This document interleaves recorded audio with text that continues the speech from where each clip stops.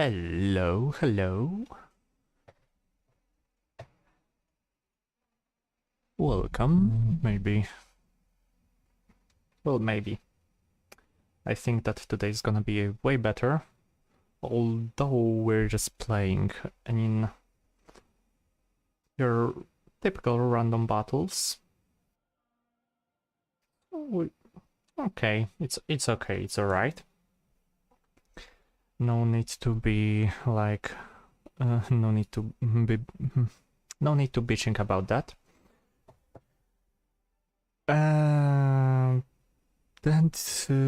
what I'm basically trying to do is relearn how to play Japan, because, well, first the dev server and then the update will come with Fuso, and the same guns that are on Kongou and maybe Hyuga are on Fuso.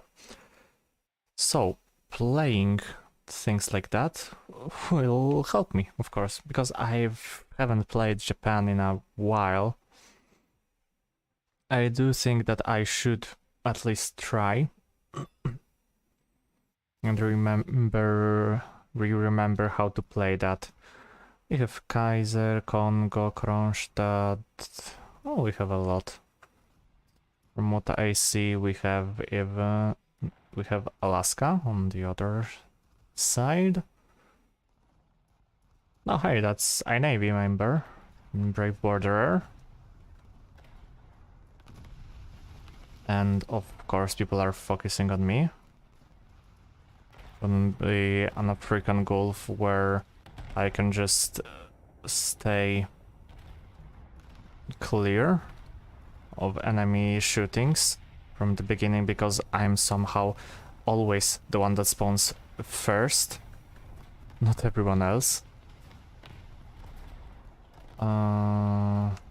That's light cruisers, so of course that Helena will ram me up to a great start. A very great start. That's irony. If anyone thought it's not. Let's switch to AP and then go for Alaska. Let's repair when I can. And I missed. At least my AP deals some damage, unlike the US AP. Now I have to stand here and do nothing while I'm getting shot at, because I either get rammed or I get shot. I either move and get shot because I'll be in front, shut up, or I'm gonna stop and get shot. Okay, I don't think that was Helena. Helena, that was Alaska. Looks more like Helena. I'll take it.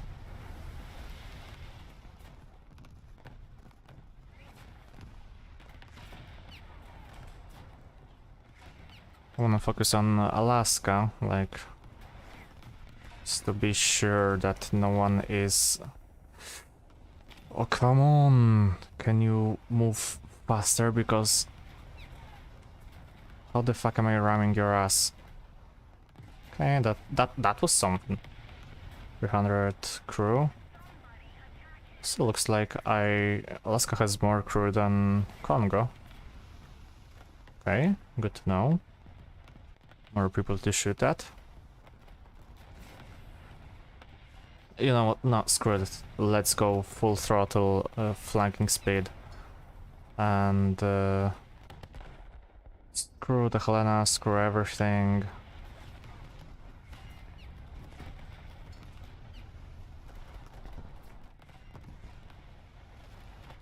Yeah, almost 2000. Still more than Fuso. And I thought Fuso would get more.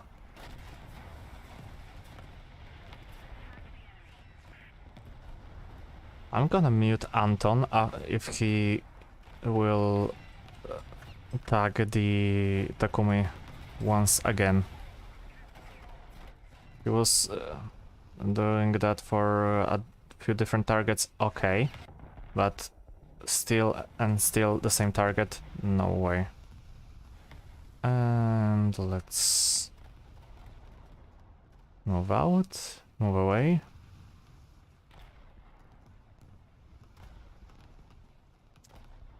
Alaska is yeah, Alaska is dying. So let's just try and claim this kill when I still can.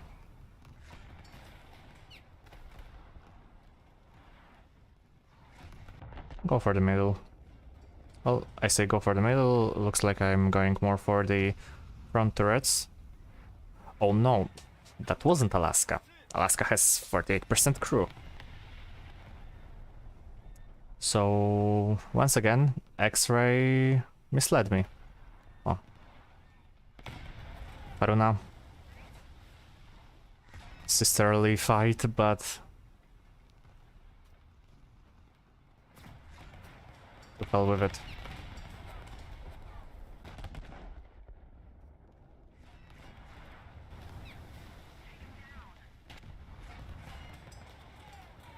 Uh-huh. Gun is broken, gun is broken. Really don't like how everyone goes for me. Like, you have way more people to shoot at, but no, it's me.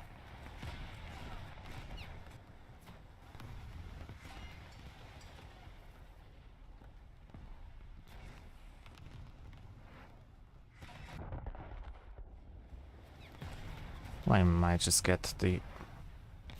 Okay, that was an ammo hit, because this went into shell room. Did nothing, but it was a hit. Now to find Helena. Well, right now, really, everything Kongou melts under the amount of spam.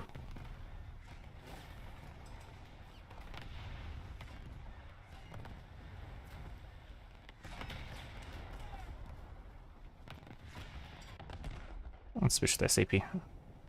For cruisers, better switch to SAP than for AP. Because... it's not really worth it.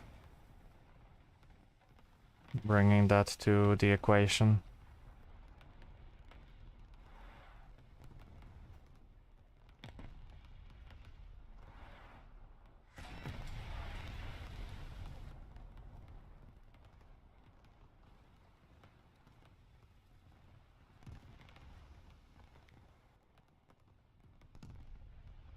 Okay, wait for the guns.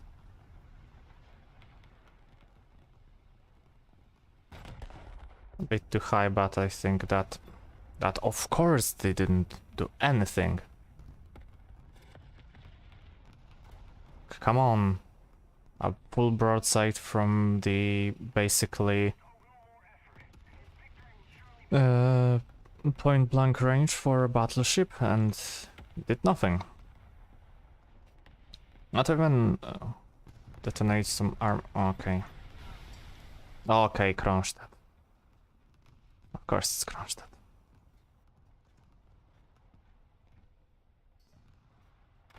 So, moving Kronstadt, Alaska. No one helping. Not enough free crew members. I'm gonna shoot. Try and spread some fire. I don't even think I can angle. Yep, I can't.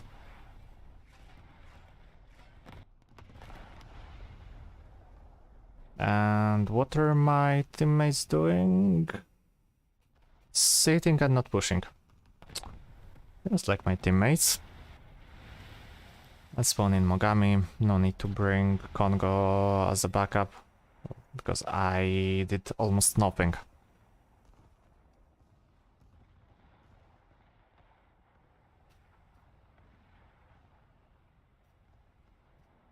I don't know.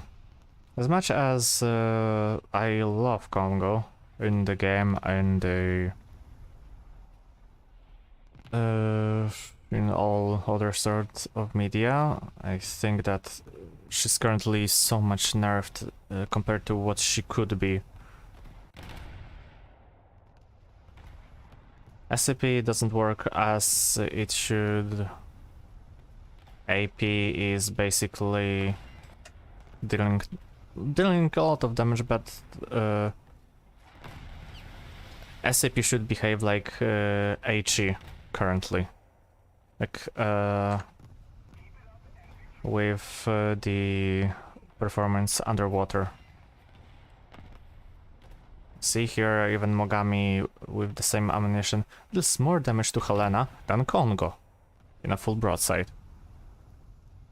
I'd be able to just get... Of course I wouldn't be able to get the kill, because everyone is kill stealing. It's not kill stealing as much as people are just botting and don't really care about other people. See? Besides, maybe that's Suzuya. Because who bots in a Suzuya? That's all the others. Probably this Helena and this Helena will... Oh no. This Helena will not, this Helena will.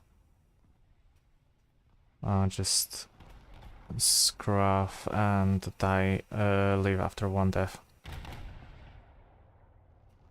I'm just gonna hit the Żelazniakovs. Right in the middle. Why not? Get another assist, get another assist. I think this match will be just me racking up assists instead of kills and score. Because assists are basically worth nothing at all.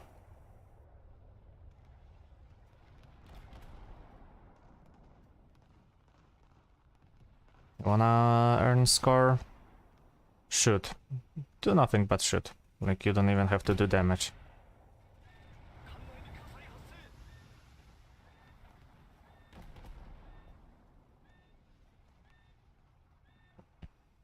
Okay, that was a nice clean shot. I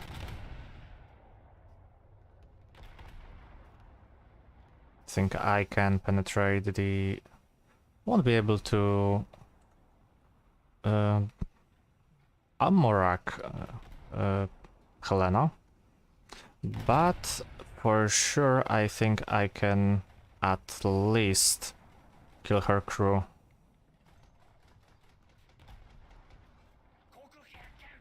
Okay, plane in the air. Okay.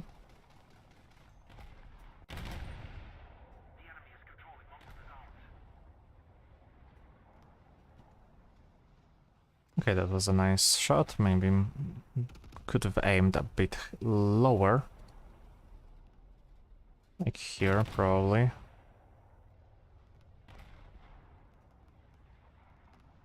Hey, my first kill, it was Cleveland, not Helena. Maybe that's why the crew count went so fast, because I'm pretty sure that's Helena. Or all the other Helenas just screwed off and left already.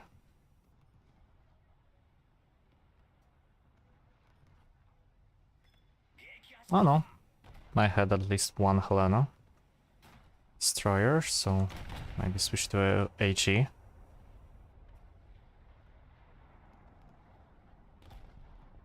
It's really more of a go and cap the zones before we lost our tickets. More than just trying and win. I'm currently more focused on saving the game. Trying to decap at least A. Okay, that's a bit more to the left.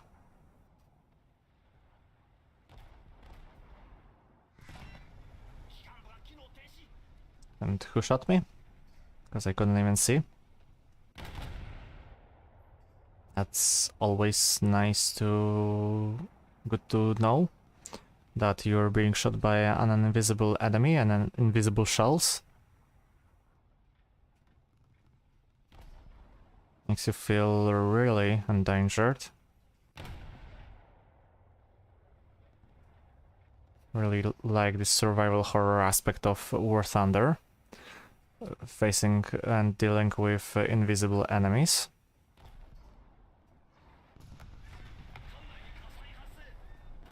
Oh, here, a Scharnhorst. Who would have thought?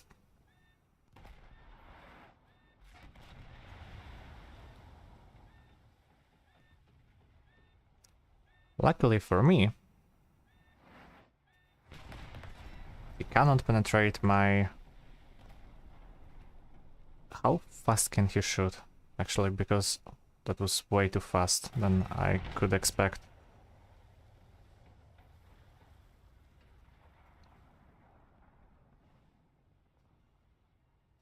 As much as Scharnhorst is good for brawling, etc., I do think that I might be able to kill him relatively easy. Putting those spaces between the armor. Oh, just like that.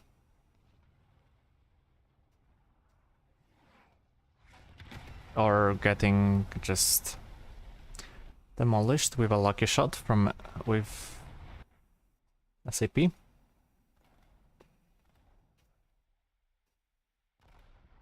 Here's the worst part, that we will not win this game. Because these battleships and all the others are mostly focused on standing and doing nothing. And that Moffat is still alive, somehow.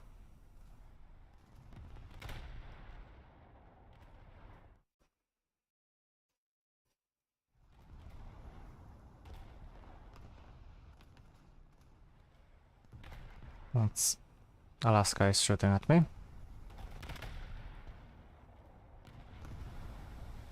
I think I like Alaska that much to allow her to shoot at me. Okay, mate.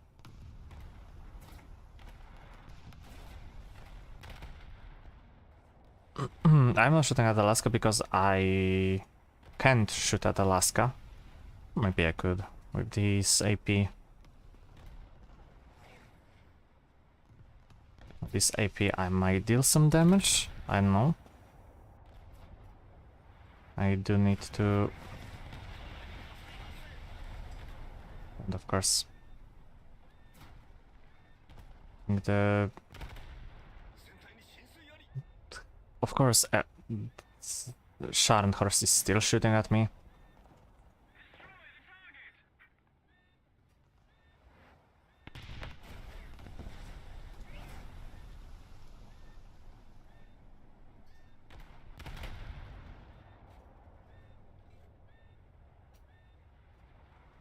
So stupid.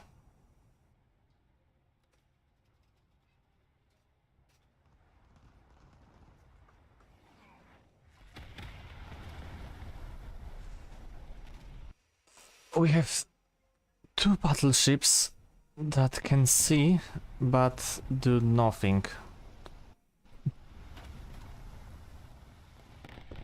Who, like...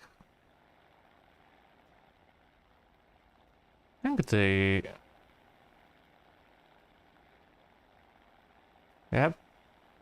Flying German can hit Sharon. Yet he's not. He's focusing on, I don't know, something.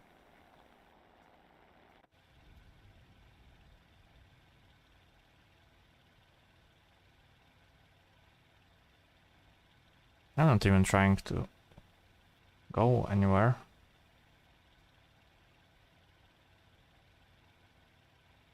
Opening the bomb bay. Okay, that should be enough.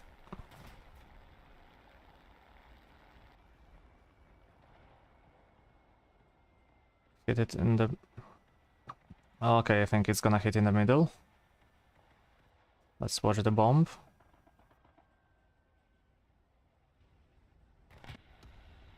Okay, ammunition stores detonated. It was a nice bomb, I think.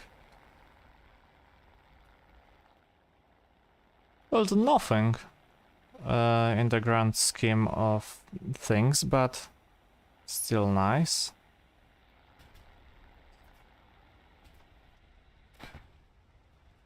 Of course, dude got a kill with just like getting a tip of my wing.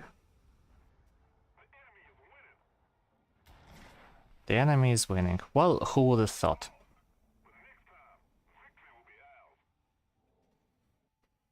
Who would have thought that enemy is winning, even though enemy is doing... The only thing enemy did was capping the zones. And yet... people that I played with were so busy doing anything but capping the zone. Well, let's try maybe. Okay, here I can at least try and not be targeted right after spawning. Just stop. Oh, here's a Hyuga.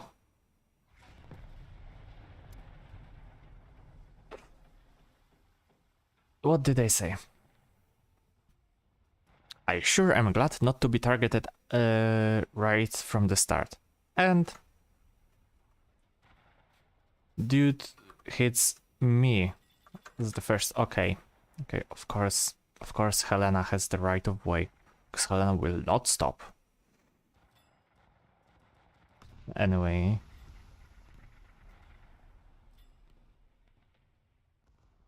I'm just gonna stay here. We'll focus on battleships, but I won't.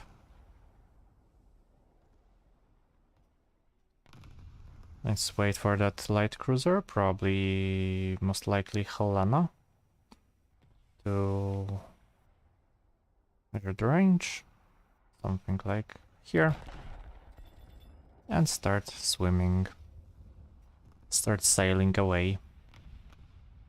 It should be enough, or maybe a bit too high.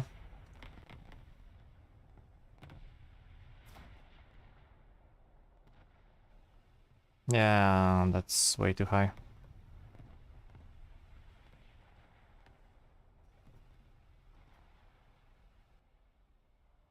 Dispersion should be better. It's not.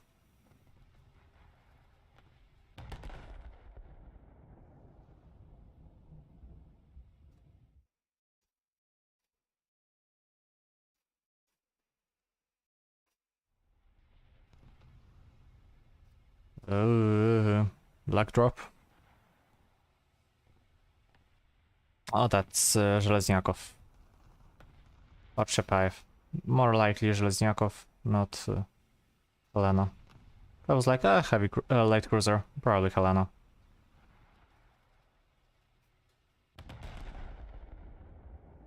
Didn't even think that much about that, but turns out it was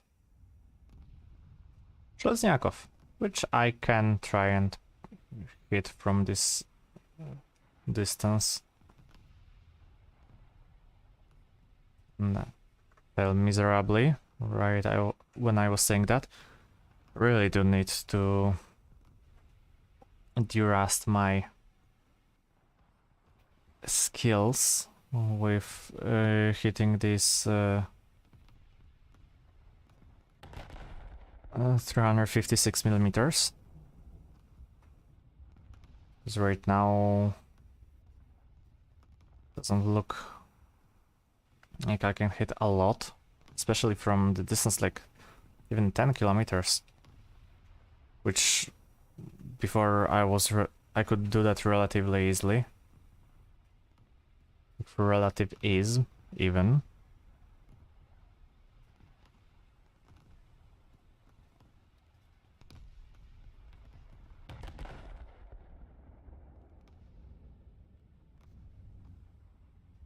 Let's just do some Okay, they have Kronstadt. Of course they have Kronstadt. Oh no.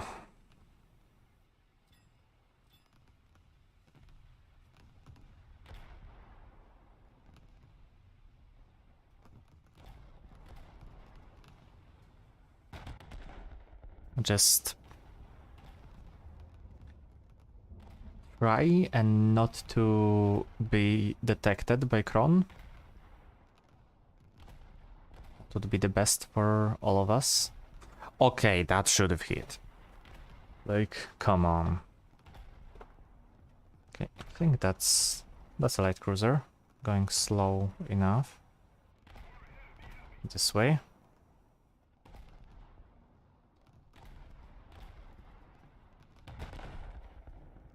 "15 seconds. Ah, should be enough. Right when I see a salvo coming in my direction. That's light cruiser, so... Wow. Wow, that hit nothing.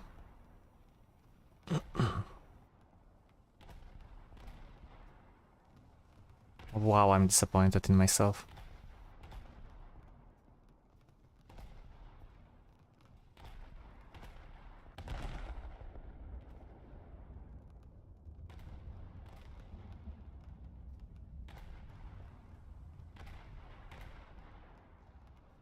Okay, that should hit. Will that hit? Yep, that hit. 20% of the crew. Good enough.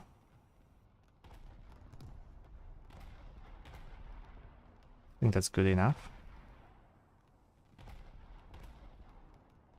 That's like a really good spot to do some things while not being noticed. Because everyone is more focused on things like the cruisers, Kongou that is pushing or not pushing at all. This person is killing me.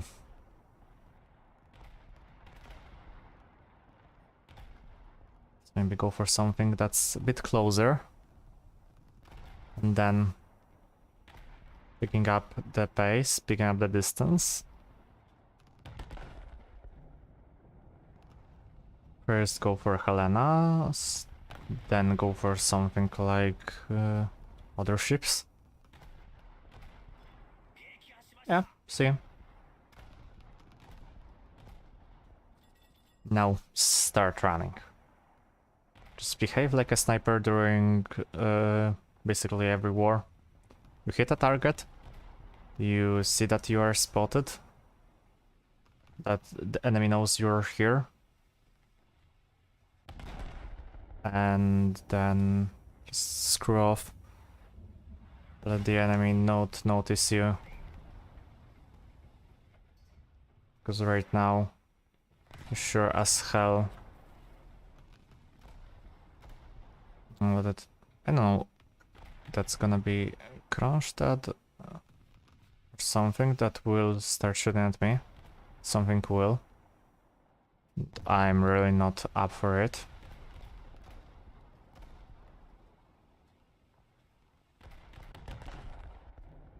Like I said, I named the stream streaming some burning love. Looks like I'm not doing some burning love, but what I'm doing is basically explosive love and or just no love at all.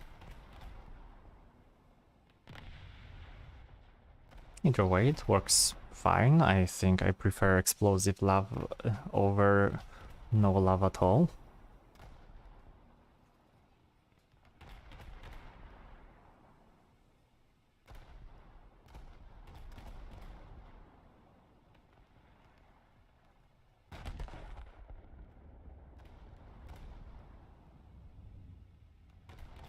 Right now I think how I should shoot those guns. Plus minus.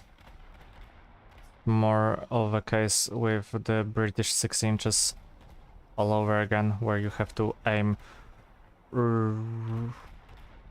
quite far away when you're moving to hit something, but the damage, like, it equals it, rewards you for the struggle with relatively slow guns. Was it easy enough, but it's not the best. Also, I right now destroyed 1 ammunition storage, 2 shell rooms, did no damage at all, did not explode anything on Helena.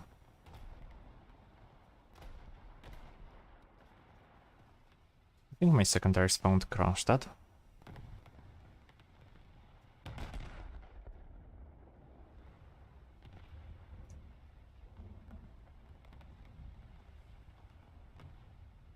I do know that, speaking of Kronstadt, I do know that I should pick up with the pace with grind, etc.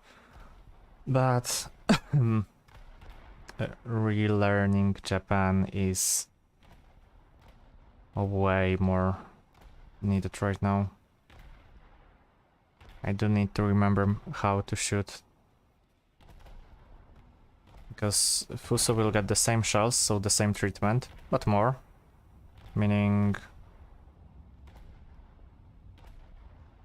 I do need to rely more on my skills than on the ammunition to do damage. Sounds weird, but if you know, you know.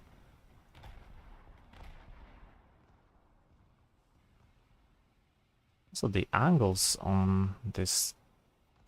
The angles in Kongou are all really amazing. Like, I'm going very sharp towards this Helena and I still can shoot my full salvo. 8 guns, but it's not a small amount, because they deal a lot of damage. Okay, nice, Kongou killed Kronstadt. Our Kongou, not me. See, almost like 30, 45 even degrees and still able to shoot. Nice. As always, the weak spot is in the rear.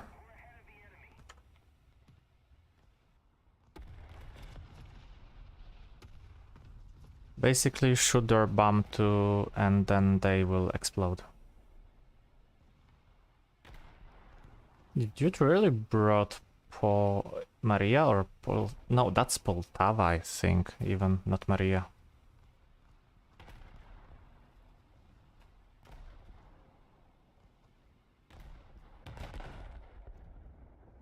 Anyway, that meaning I can get some nice damage off of her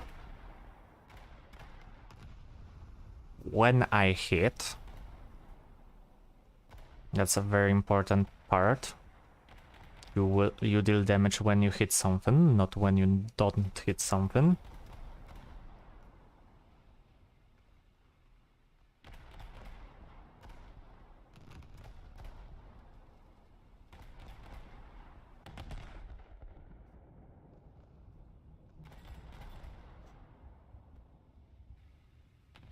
I think they only have like 1 battleship or so. Okay, that was alright, I guess. More of a ricochet, but still okay-ish. That's Helena, 2 Helenas. Slow down, slow down.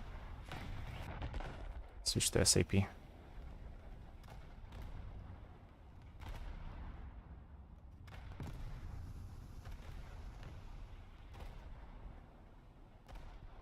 That's where Kongou excels. Hit hard, hit fast, and then use the mobility. On where you don't have the ability to use the advantages of Kongou. For example, you can't use the mobility to relocate yourself in before the beginning. So like African Gulf. African Gulf is really bad map for Congo. For a lot of ships. And with my luck, because I'm always the one that gets that spawns as first one and I can't do anything. But Congo really excels when you use her mobility. Not when you use her as a brawler and shoot people from start. It's like, it's more of a sniper way, in some way,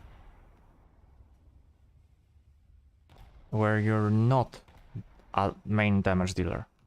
Do that for basically other battleships to pull up the heavy work, even though you're the workhorse of a navy.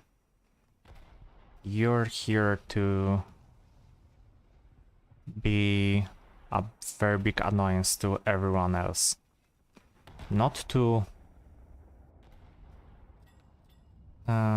distract enemies to shoot you, you're not a tank, but you are the one that will be so fast enough, mobile enough, agile enough to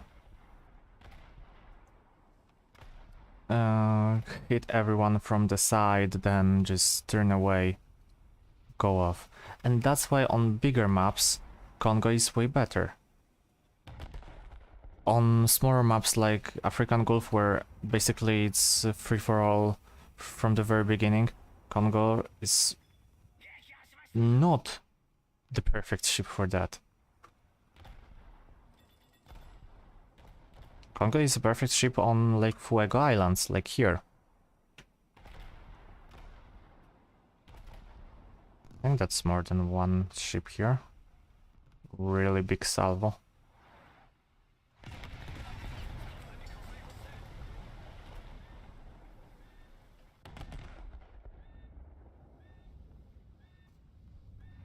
And here's one of the other problems for Congo.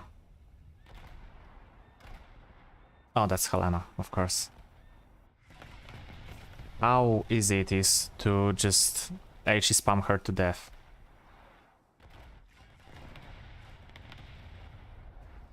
Also, that's because how everything works here. Because in normal case, it should be something in terms of, okay, we lost the engine room, we lost our main turrets. So what should we repair? Probably secondaries and anti-air. So the things that will basically are repaired the fastest, but they will be also the fastest to be lost again under HE spam.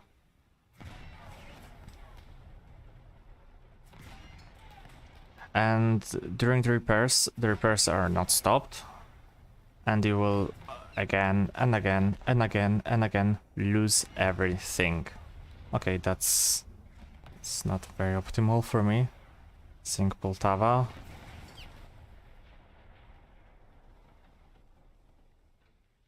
And right now I'm under such a salvo because this guy keeps shooting at me, so I can't even repair.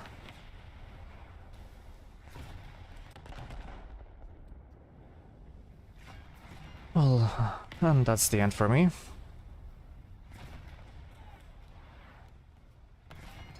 It's nice. Okay, never mind. That's why it's really sad to see what is promoted in the game, because the game promotes not what's actually good, but what is good for Gaijin to use as a incentive for people to buy premium. Because what's the best right now? Helena. Why Helena is the best? Because... Or why it's the best to use Żelazniaków and grind Soviet Tech Tree? Because SAP and HE are the meta. Not because they are good, but because those guns are so precise and so bullshitty that you use them to your advantage and not to like have fun.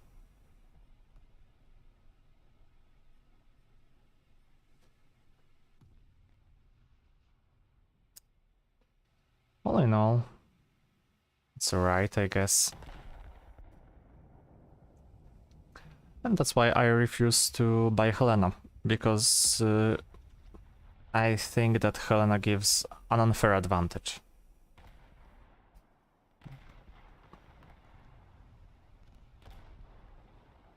With Moffat, at least Moffat is easy to kill. You aim the third turret, below the third turret, you can quite easily defeat it, or spam HE with things like Japanese destroyers.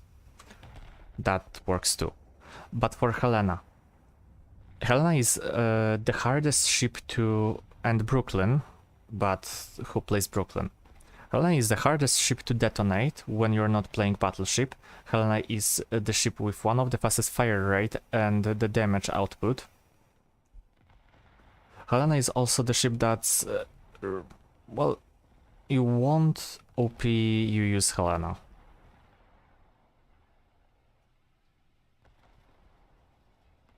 Because Helena is not something that sacrifices things for other things, like armor for lower speed or for lower firepower.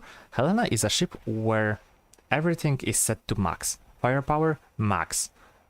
Speed and agility, maneuverability, max. Firepower, the best 6-inch guns in the game. Quite literally, HE spam from Helena is what kills right now the most of players, and that's why it's so well liked by zombie users.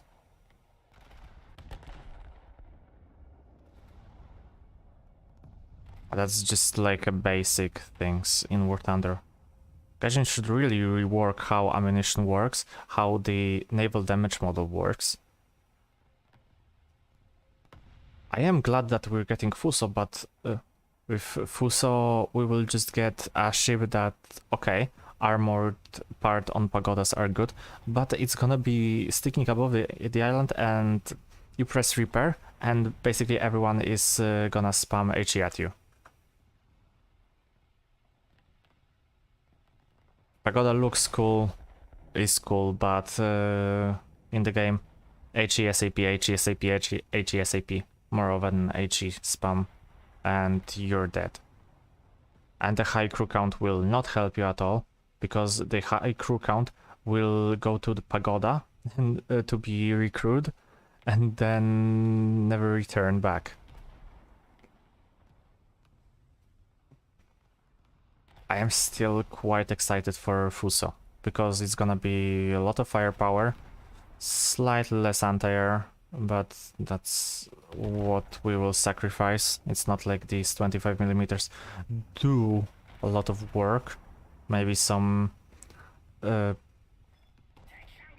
don't know, coastal vessels that will come too close to the sun, trying some cheeky, real low, cheeky torpedo or something. But other than that, okay, let's kill that Poltava. At least try. Haven't seen Poltava in a while. More people are focused on either PK, so they're using Maria and already using Kronstadt. Kronstadt has such a low repair cost so that you don't even need to switch ships. Especially that right now, if I kill you, you're gonna... he's gonna pay twice the repair cost than if I would kill him twice in a Kronstadt, which he already died once in.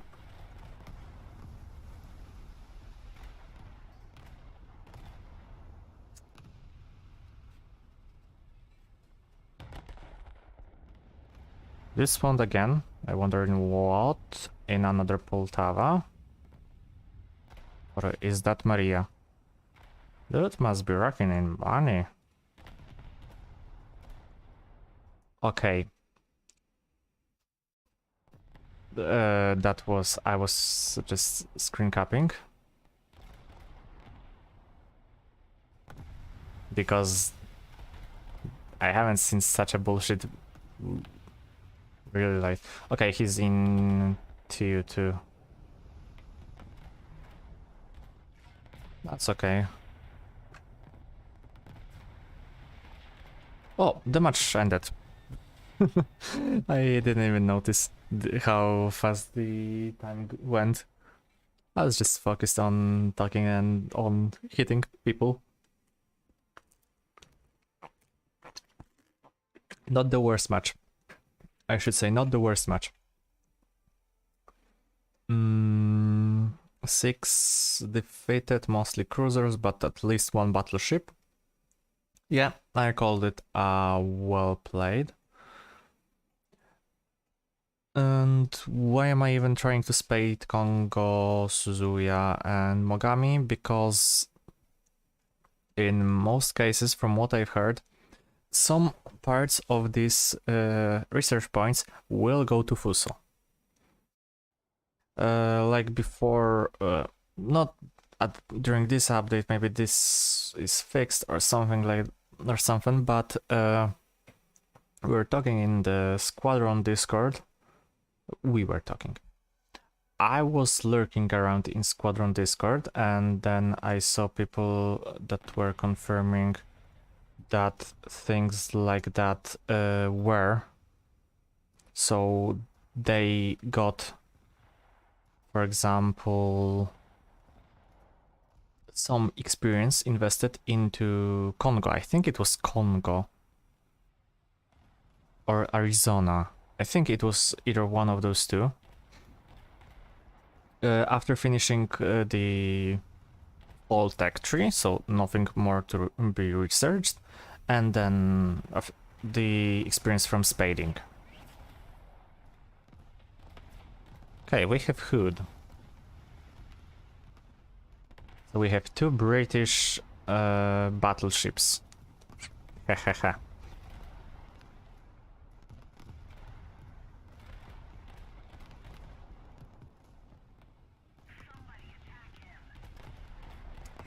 Well, I would attack him, but I'm more interested in just getting around this island and doing some cheeky flank. It's not like they will have a lot of... Oh, well, they have a lot of things. Just going forward and forward. I'm basically crossing a T. Not... No one is following me, sadly. I will repair after I can safely say, yeah, here I can repair. Oh. Maybe after reaching this big island. Right now, too many ships. I don't want to lose my recrowing things that I'm gonna lose immediately right after being shot again. Like those AAs or smaller targets, like well, bigger targets like secondaries.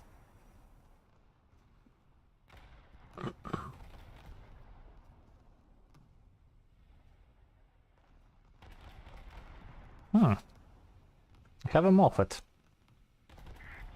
Hope that this Moffat is not a zombie. Because I'm expecting quite a lot from him.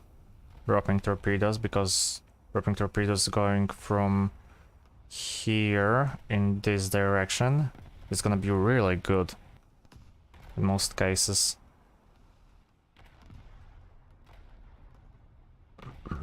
I would do the same.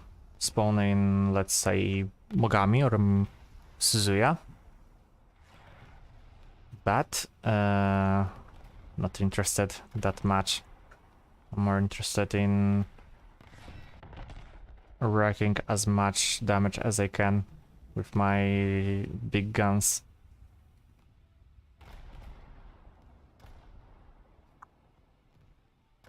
Aimed way more to the left. At least right now I will hit something. Okay, let's start repairing. Relatively safe-ish. Żelazniaków. And this weird thing where I get both assist and the distraction point. Somehow that works. I still don't get it how and why is that possible? That I can get both an assist and a kill from the same enemy. Get it? Like getting kill and assist. Like I see two kills in a kill feed at the same time. Okay, that I understand, but seeing both,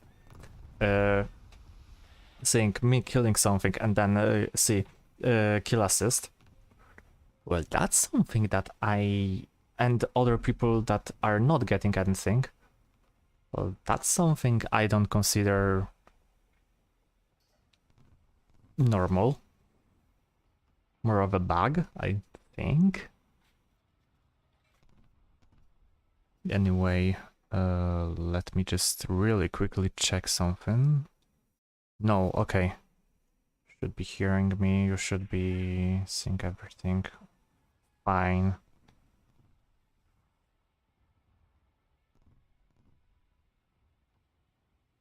Now a bit of a calm part.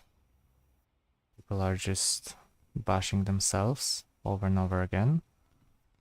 Straight in the middle, and I'm just gonna expose their rear. Expose their broadsides. And do some maybe explosions.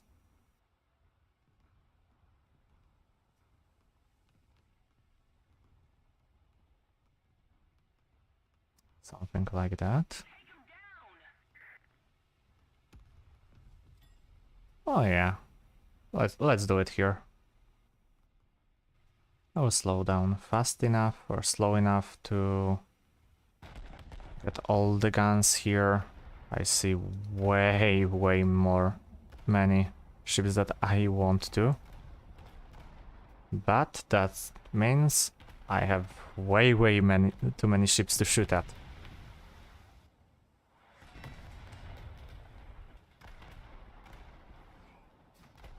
Mostly light cruisers.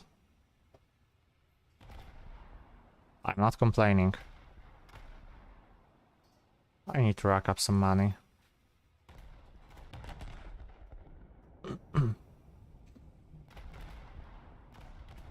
They're not shooting at me, I'm shooting at them. What's not to like? Well, maybe things like hitting the ammunition storage and not exploding a ship. What's not to like. Other than that, it's alright-ish, I guess. Kongou has quite good reload, so you don't have to worry about you not being able to do some crazy damage output. 33 seconds, I think I can bring it down to 30 once I ace her.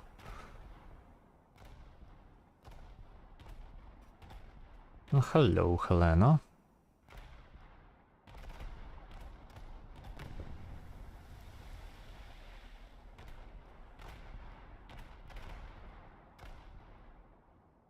Five, 4, 3, 2, 1. Hit. Shoot. I mean, fire. Shoot. Whatever. Let's go. A bit too low.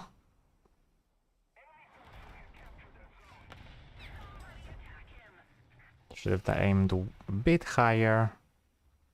I mean, she was going in reverse.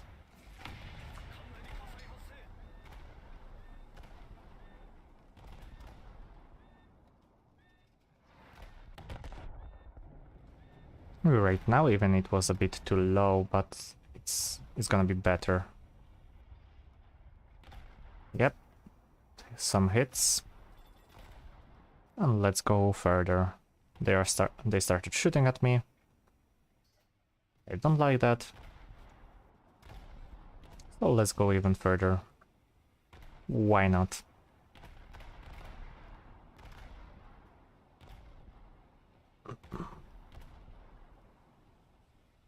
I don't think they even have battleships on their team right now. Which I'm glad. Really glad that they don't have any. It's a complete miss. Well, that was a complete and utter disaster.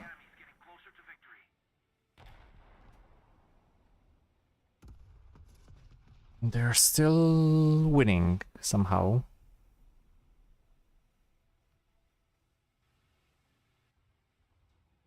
Good part about that is we have 1 point, they have 1 point.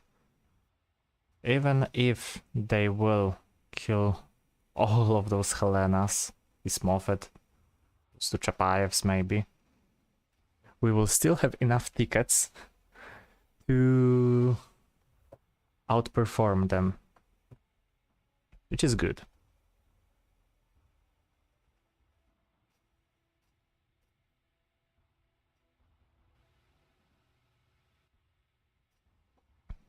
I don't know if I will see anyone here.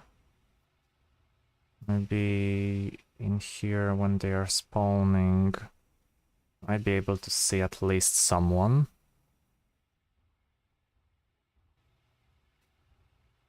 I know that there's someone here, I think, because people are shooting there. Oh. Helena.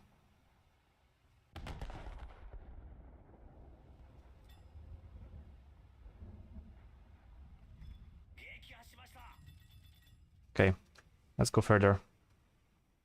Even further beyond. No one's spawning here, so I can take it easy. Maybe even try and cap or decap A. That's a stupid idea, but that might work.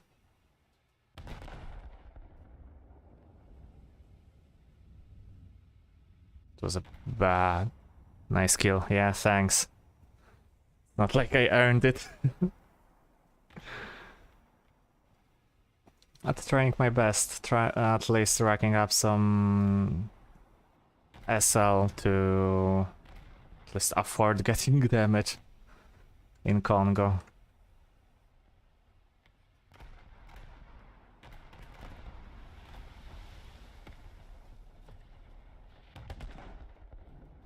Also, like I said before,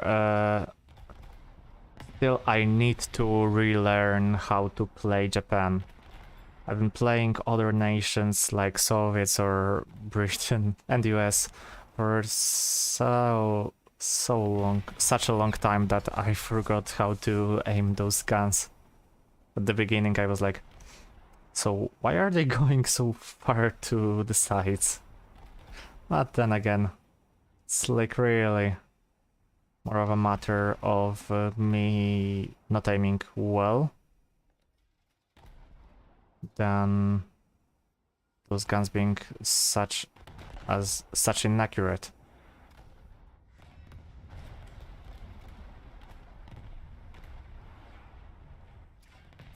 And that could have been a kill if I aimed lower. Or if I aimed somewhere else, basically.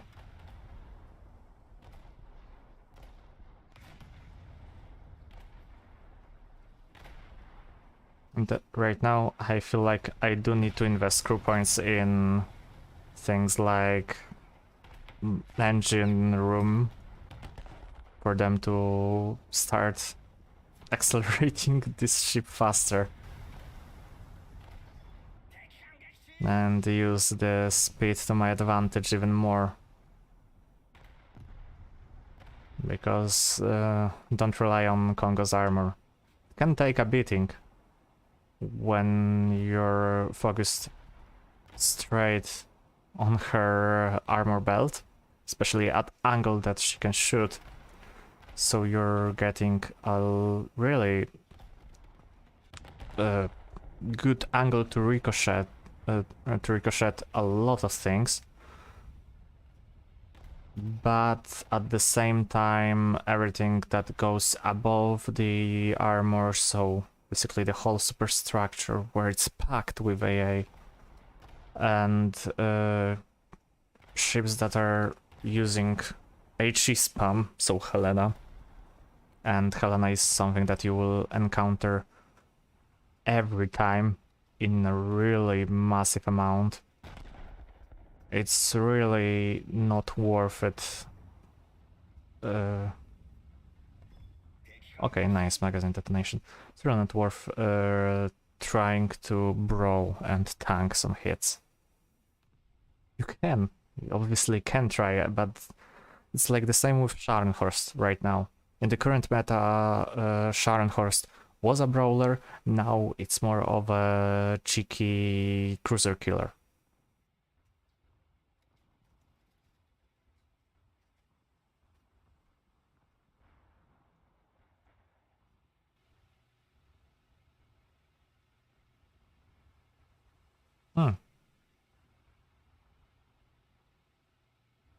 Damage to enemy 1300, damage to enemy 638. And I dealt more damage than this Chapayev. Magic. Complete magic. Okay, some guy in Mikuma had Kongou or Haruna, which I will gladly try and detonate, doing some sister and sister action. I think that's Haruna, I think. Sadly, as I'm always saying, sadly it's not Hiei. Hiei would have been way better reward for instead of Haruna, because Hiei has different superstructure. Hiei's superstructure was used as a prototype for Yamato. And that would have been way better because it would have been easier to discern, is that Haruna or is that Kongou? Is that Hiei or is that Kongou? And right now it's Haruna has basically the same design as Kongou, especially after retrofit.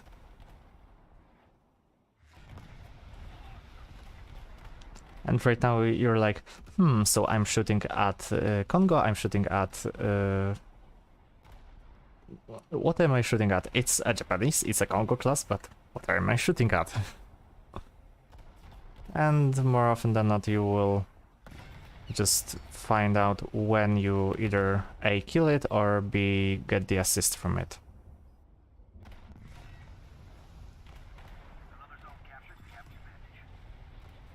Let's start decreasing their tickets. Only 12 minutes left.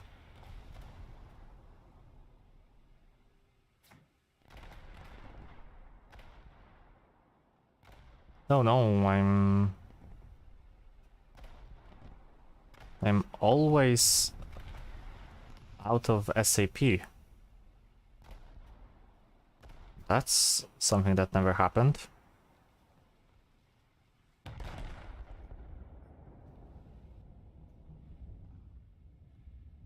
For real, trying to...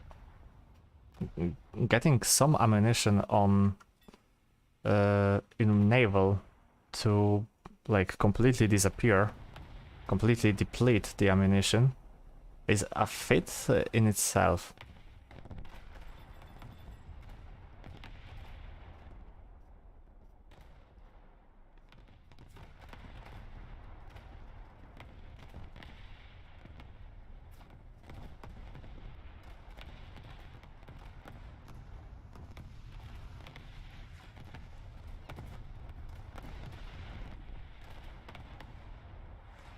Okay, that's another Haruna.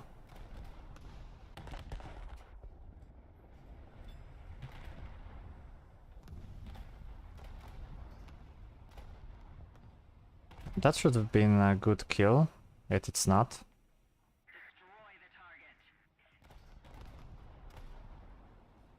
Okay, that's just a wreck that's floating.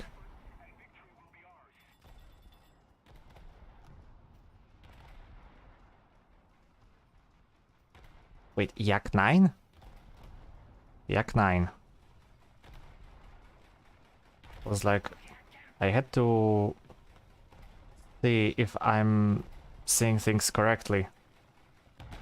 Because it's not something I expected.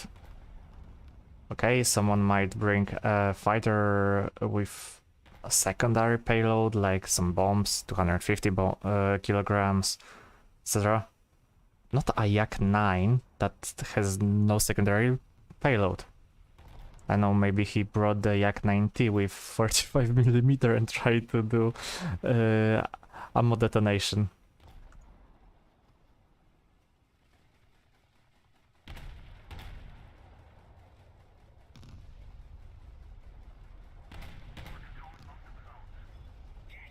And that's why Kongou's guns are nice. The AA.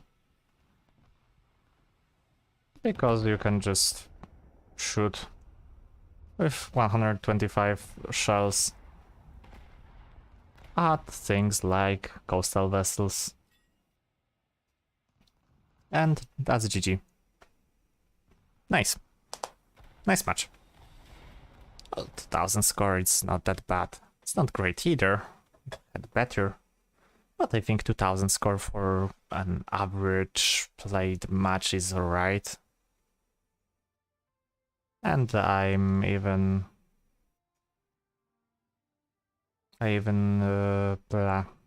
was on plus with money. 67,000. I'll take it. 61,000 because some goes for repair. Boiler room, ship control. How much? Okay, that's only 500,000 research points for Ace. I'm not gonna buy the Ace, by the way. I'm not that crazy about Kongou. Do I want to... Leadership, crew interchangeability, max.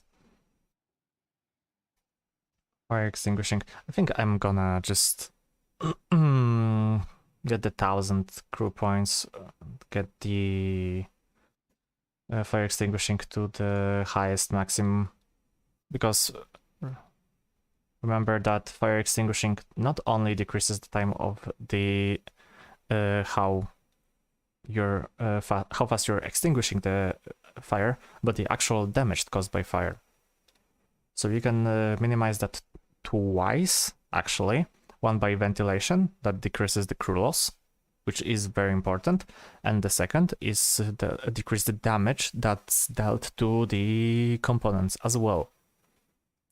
And trust me, you might say that, what is it, like...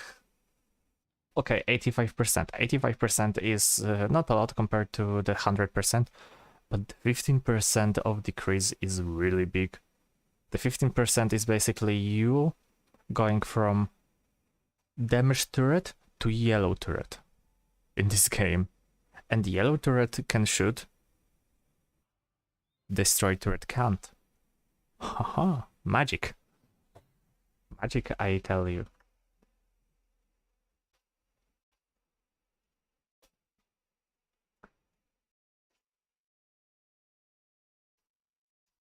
Okay, okay, everything works fine. Let me just take a drink, take a sip.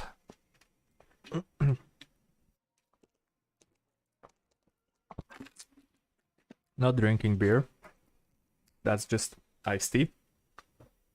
I would drink beer, but right now it's still cooling.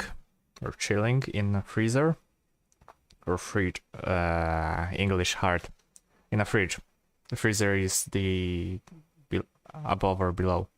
Freezer is the fridge is the, what's it called? The default, the main part. Still cooling, and after the stream, or maybe probably during the stream, like half an hour before I'm gonna finish the stream, I'm gonna start preheating my oven, get some fries, get maybe some chicken. Should have bought chicken, no, I could have, what's it called? Not the chicken tenders, but something like that. Let me actually check.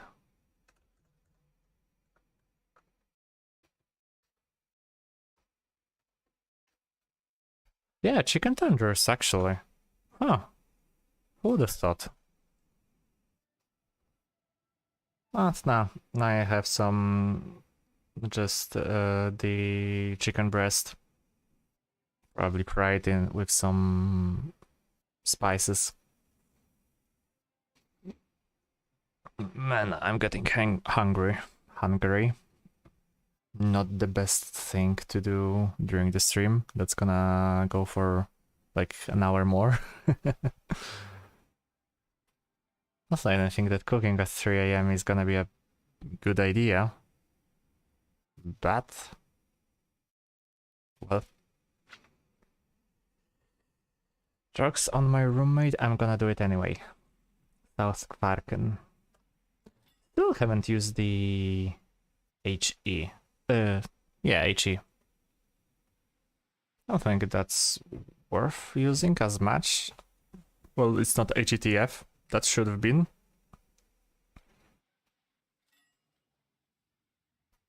Because the high explosive common type 0 had the timed fuse in it, on it. So it had some anti-air capabilities that I will try and do anti-air kills with it.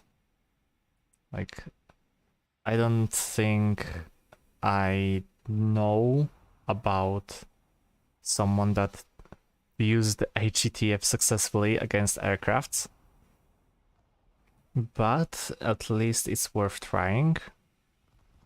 Maybe at things like destroyers or light cruisers. Lightly armored cruisers. Okay, that's a better description, because light cruisers, you have cruisers like, let's just say, Belfast, which will melt when you sneeze at them, and then you have cruisers like Helena. Both are light cruisers because of the armament. Two completely different approach when it comes to armor.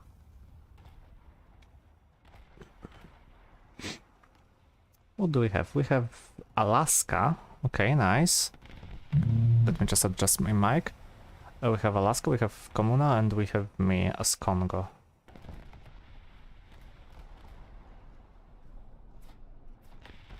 And I'm getting some angry people shooting at me. Very scary.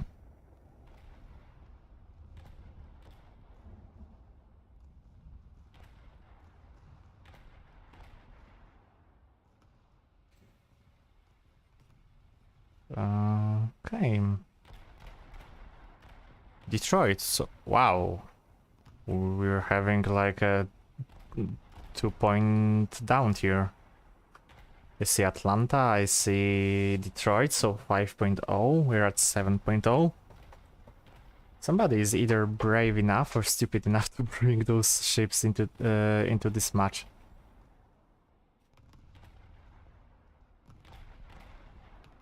I'm guessing he's brave. There's no one that's not brave is gonna bring ships that are almost obsolete. Not completely obsolete. 5.0 can kill and can deal a lot of damage to 6.0, but to 7.0 to battleships, maybe with HE. All in all, most likely the SAP will not deal a lot of damage, and only few cruisers like Italian cruisers and Kako have the access to AP at such low BR compared to other heavy cruisers, light cruisers, which most likely will get SAP, which is okay, but it won't do massive amount of damage with small guns like 150, the early 150.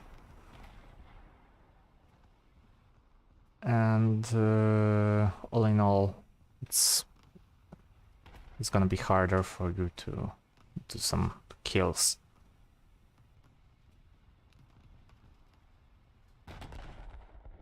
Then again, you can try.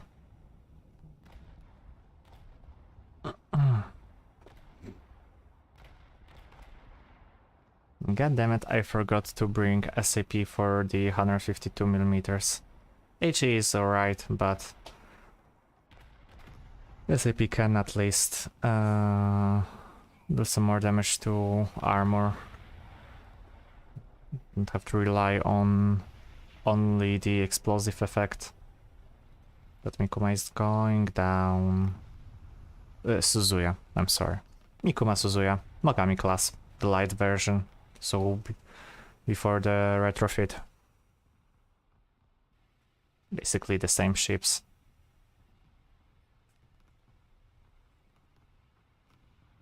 Such a fine example of copy-paste, yet it's still better than Helena. A copy-paste that does not give you a blatant advantage is better, in my opinion. Copy-paste is bad, like, actually, because just doing a copy-paste, like what Gaijin did with T2 early and made it as a premium, so it's you're basically getting T2 with the same loadout, but you can do a custom loadouts, so really, that's nice. But that's basically it, and the rest of it, it's the same. You have the same payload options, you have the same gun, you have the same air performance. So quite a cash grab that people will buy, because it's gonna be way better, because it's a premium, than using the premium saber.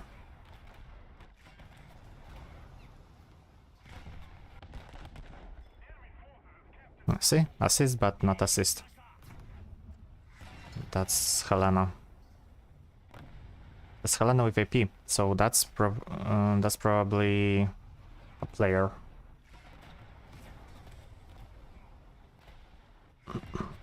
Only guns, so I think I can reload in the meantime.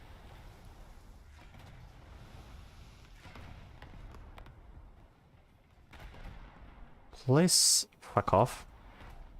Oh no, I can't reload because of breach damage. Well, anyway, time for Helena to get some burning glove.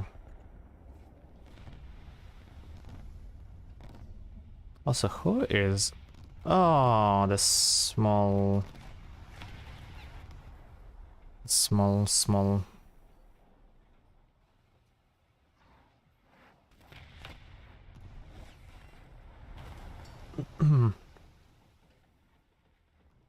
The coastal, probably project 123 or something.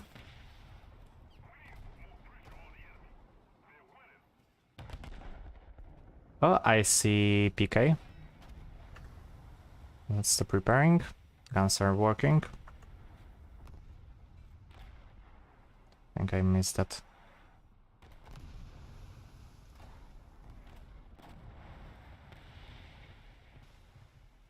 Hello.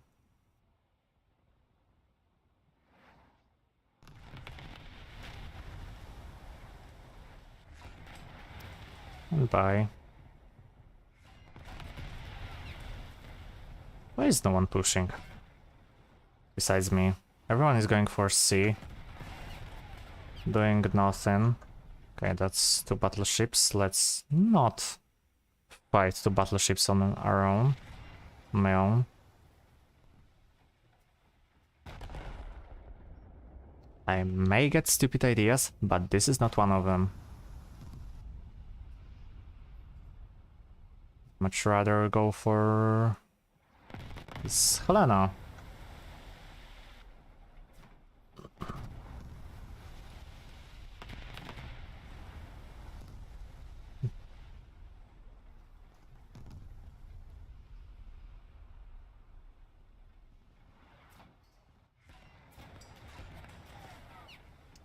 Getting hit from all sides is not nice.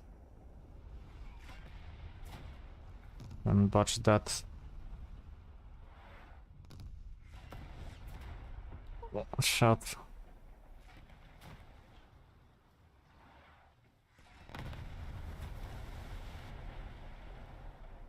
At least try and cap or decap, at least.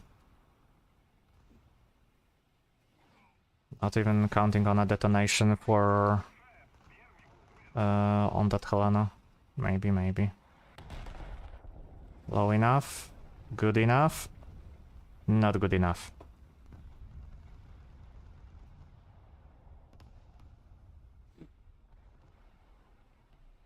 Got the damage, but not the damage that I wanted.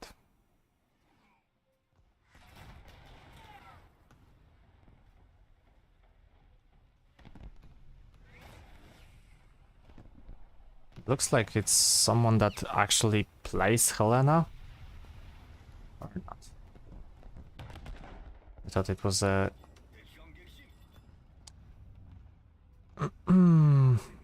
Did he do that on purpose? Because I saw, like, he saw my shells and then that's what he did? Because I didn't see, like, any fire or any flooding coming.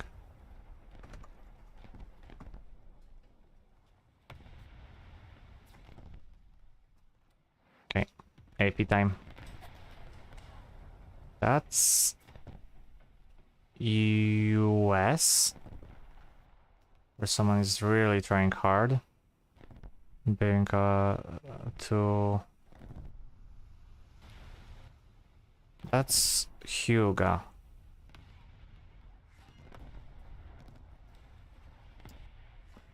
I'm gonna leave Hyuga as for later because Hyuga's easier to detonate. That's Leipzig. Okay, good deal with Leipzig. I don't want to. That's Alaska. That's something that I'm gonna focus.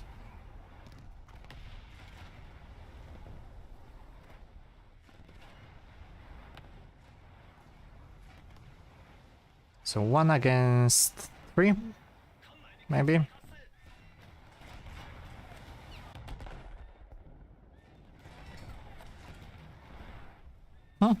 Nice damage.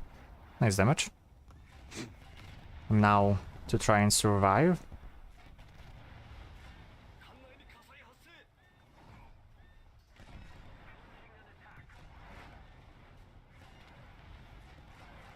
Maybe first help me and then command me.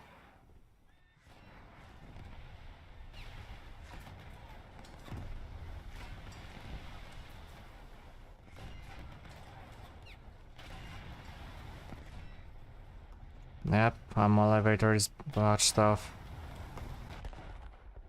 Maybe a bit too low.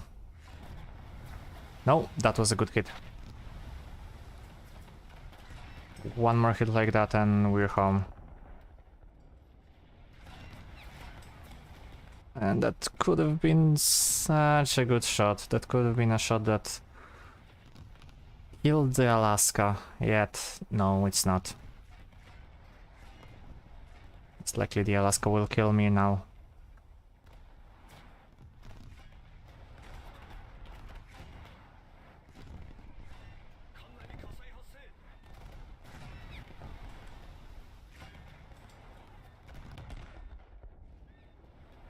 I'm in dire need of an assistance. Yet I have none of it. Moreover, PK does nothing.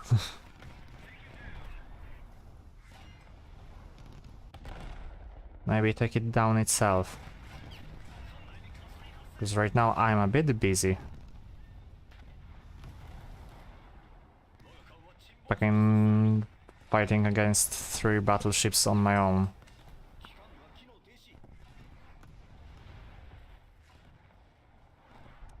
While the Helena is going nowhere. Should I or shouldn't I? Should I or shouldn't I? Where is Tim Zhang? Where is the Chinese guy?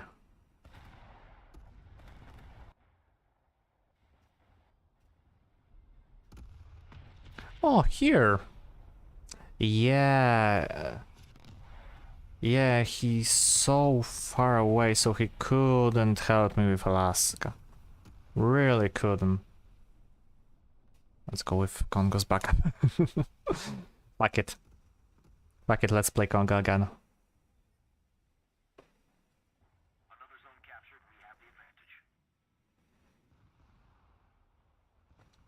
Well, we have Alaska.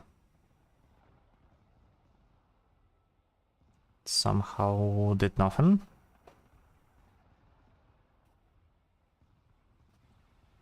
Destroyer, light cruiser, battleship. Here. Let's focus here. Let's go to sea, shall we?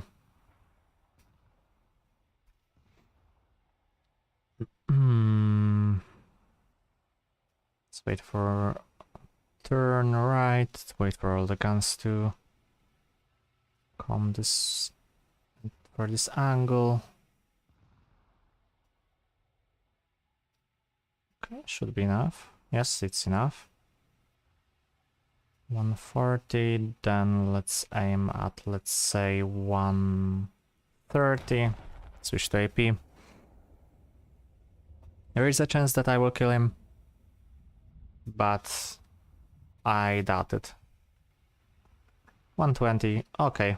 Turns out 120 will be enough. Auxiliary gun, yeah. Looks like that's Hyuga.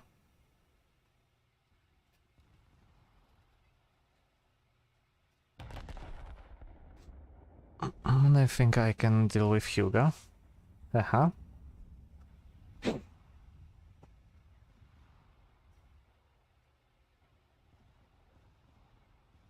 And why is it switching to this? That's a Hyuga. Why it was almost constantly switching to this battleship that's like 14 kilometers away? I don't get it. This guy is still up and running here, so could have waited and locate her.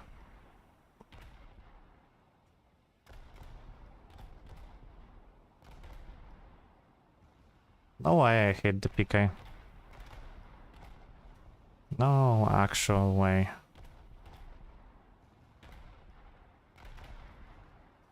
Okay. Reversing, so let's hit it above.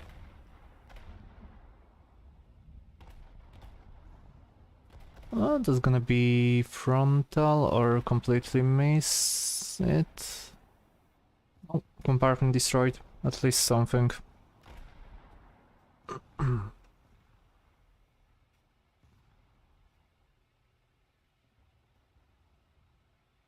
It's way further than I expected.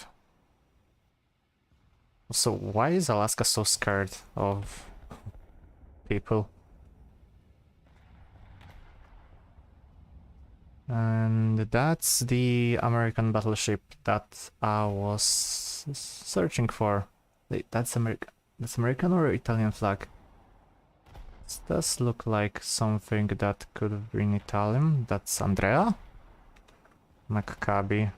Oh, Maccabi was... That's not Kaiser. That's not German for sure. You know what? Let's hit it and then see on the battle. Maccabi, Arizona. Yeah, see? US. I knew it. I knew it in my bones that it's US. The flag kinda confused me because the flag was like, okay, maybe that's Italian, because from the distance it looked like it had some green, what's it called, the green accents. It didn't, but okay, nice.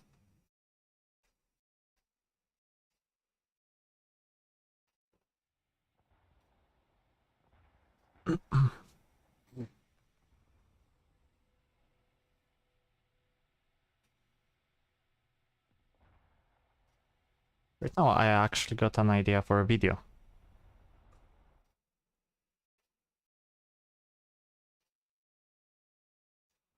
Like, gonna be a great idea, but I think that some of you guys will like it.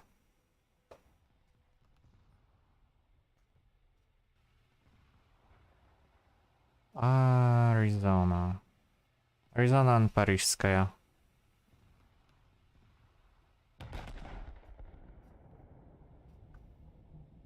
Okay.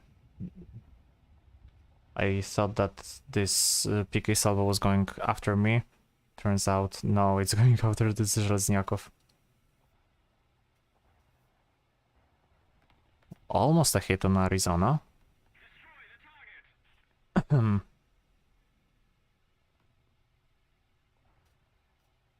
Almost.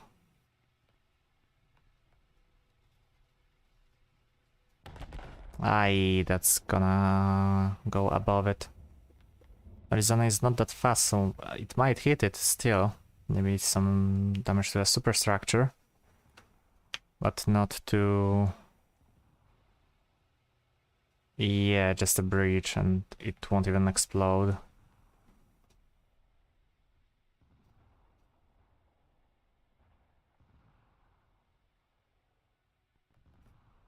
Just... Yep, China and...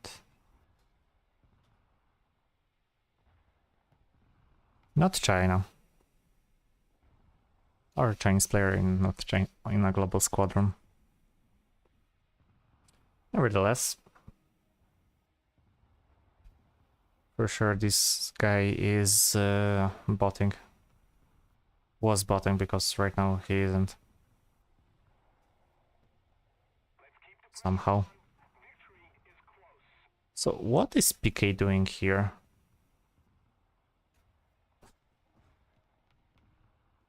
I get it, you're scared because PK currently has really bad rep for being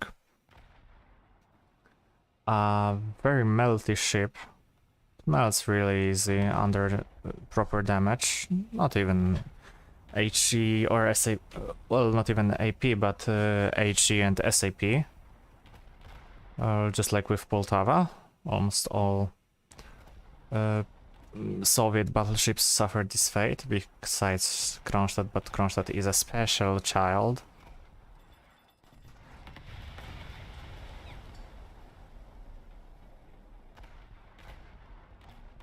Okay, now let's get the advantage. And move fast enough. Surprise. Fuck. Fuck my life. And of course it hit him. Now let's focus on PK.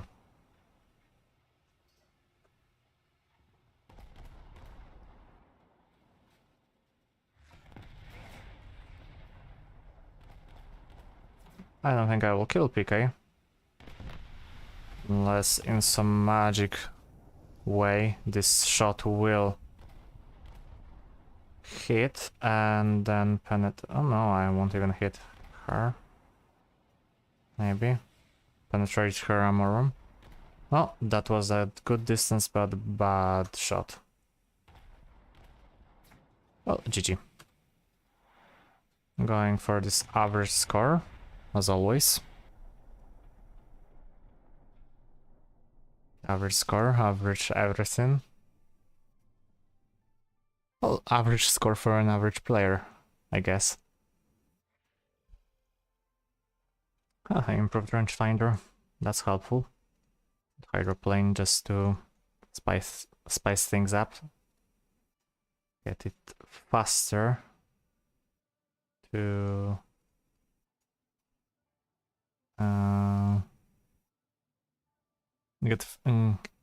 gets faster to cap the zones. Of course, that's what I was thinking about.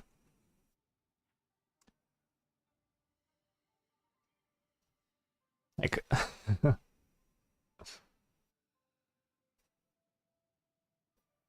I could try Hyuga, Setsu. I think I will do like after Fuso is out, I will do some Setsu and Tone spading. Just or maybe not, because Tone will suffer. Setsu probably too, but Setsu a bit less. I will try and do some spading for those parts. Hyuga is already spaded. Ikoma, no, not playing Ikoma. Even at 5.7, it's still shit. Like completely garbage.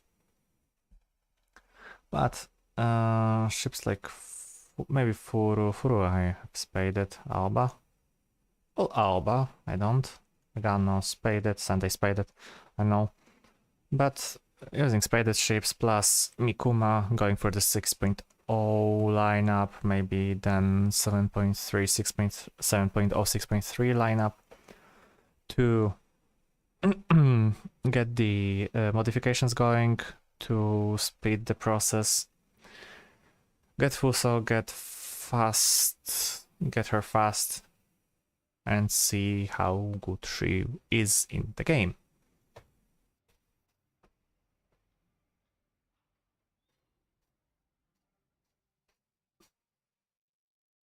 Okay, Denmark Conquest. Yay. Last time I played on Denmark, it was Naval EC. I liked it. Not only because I was playing Soviet and my team was communicating and everything was really nice, but also because Denmark as a Naval EC map, it's quite really nice, but Denmark as a conquest map, well, I think you guys know already what relationship conquest maps and I have. Basically not a love-hate relationship, it's basically a hate relationship. I hate those maps with passion. I think that this thing should be removed from the game whatsoever. But we still have them, and we will have them until the end of the game.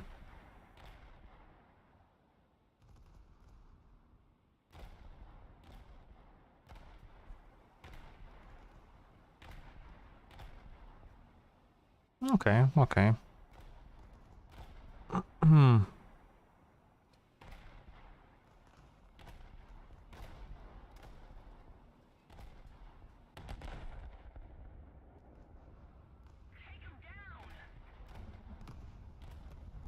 Well, I am taking someone down.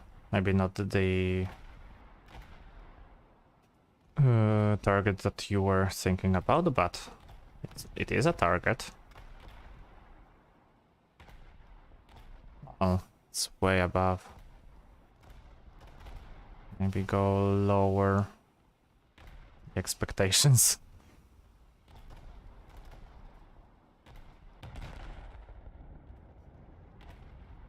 My expectations are low, but they can always go lower. It's really boring right now because the only thing you do is go forward, shoot, go forward, shoot. Nothing to spice. Because it's even open sea. It's even worse because it's open sea. At least Midway has some islands that you can hide behind. And the old Denmark had some islands, had one big island in the middle too, that you can use to your advantage. But right now it's open map, open map, open map, open map, Midway, open map, open map. If I wanted to play an old style battles, naval battles, I would play freaking I don't know, Assassin's Creed 4 or Sea of Thieves, not War Thunder. No, they happened, especially convoy raiding, etc. But we don't have convoy raiding on such maps. No, we only have conquest. So go in a circle, do nothing but stay in the circle and shoot other people. And then maybe you will win. At least it's nice to see Haruna and Kongou together. It's a nice sight. I think Haruna has a bit different bridge. No. Yeah, kinda bit different. Haruna has more slick pagoda. Kongou has a bit sturdier, but I think the bit sturdier, the bit thicker part is looking better for me. Doesn't give this impression of being brittle and weak.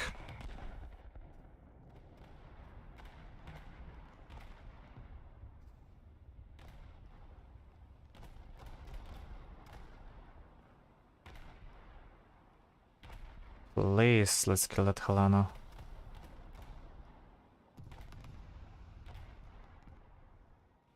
Please.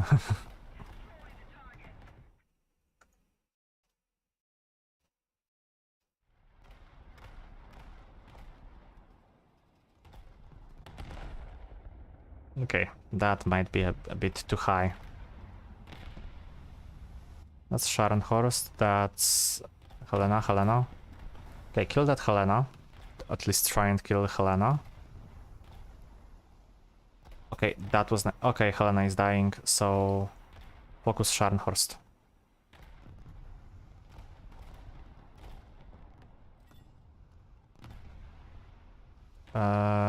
One more SAP salvo for good measure. Below, switch to AP, do a turn, already start rotating turrets. Pick this SCP. Oh no, the SCP will hit. Hit torpedo, which is always nice. But hard right. I hope that Haruna won't ram me. Because okay, Kronstadt is not focused. Hey, hello, Kronstadt. What are you doing, mate? I'm glad that you're not focusing at me. But you should be a bit more aware of your surroundings.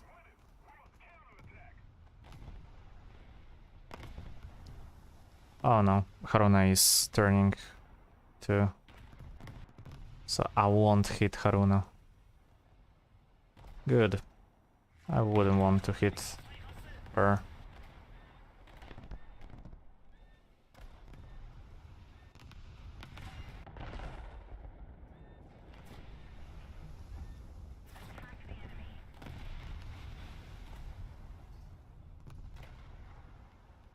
Okay. Okay. Oh, who is shooting at me? For sure that Scharnhorst will. Because now I think I angered him. Oh no. Completely disregard me.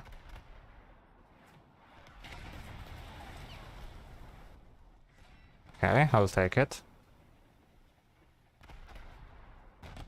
Switch to SAP again. For cruisers. Nice shot.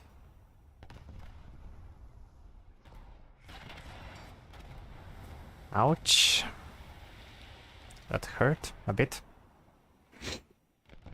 But nothing that well, I won't take. Here's a battle. No, that's not a. That is a battleship. That's Arizona. It's like that's not about. That is a battleship.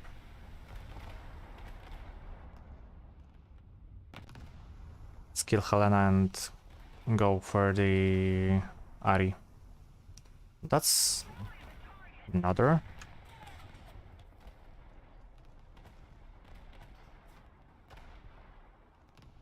Two battleships.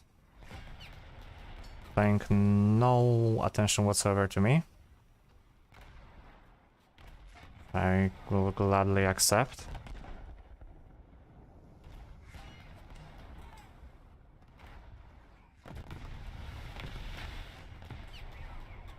Okay, who? Helena. And Helena.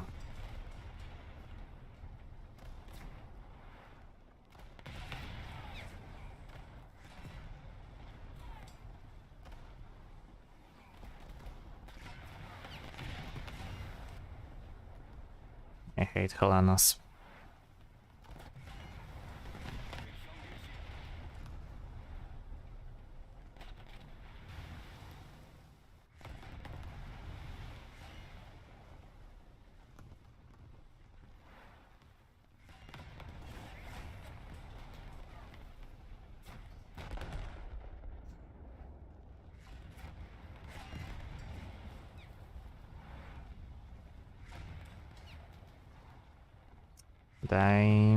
Damn it.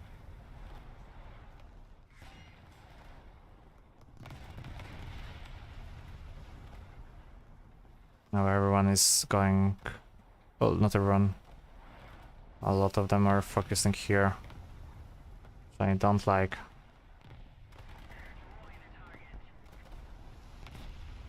I'm just waiting for a full salvo to reload.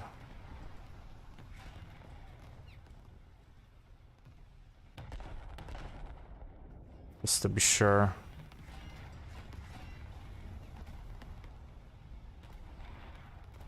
Now I won't hit anyone here. Kill any... What the fuck was that?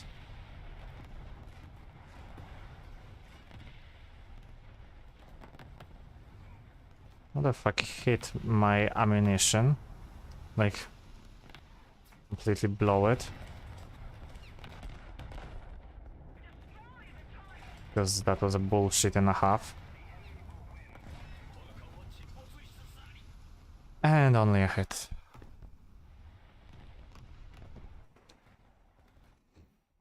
This was a bullshit.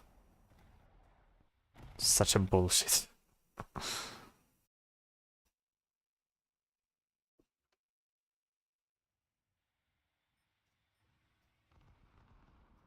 Also, Helena is a bullshit too.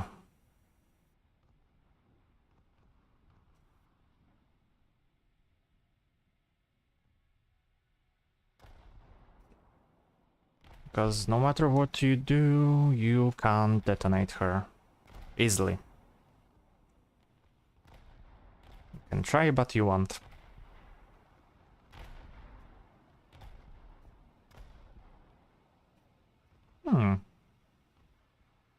Rangefinder seems like it affects the speed, which is nice. Do like getting my speed of the aim assistance faster. We have Bayern on the enemy team.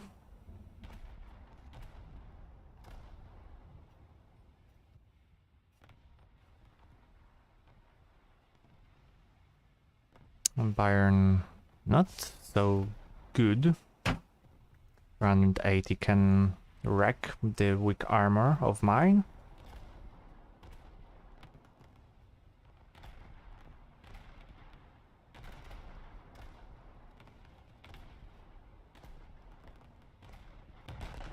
A bit too low.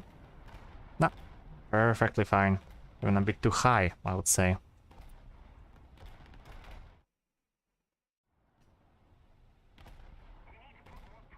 Yep.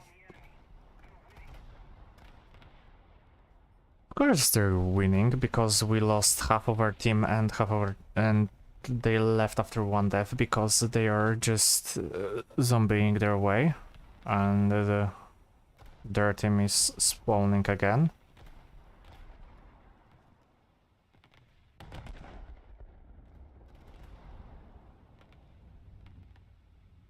Measuring the range. Okay, it's beyond. Nice, finally. Now to focus on more important targets that are in the zone, in the circle. We have 4 battleship, 4 ships on point. They have way more. Way more.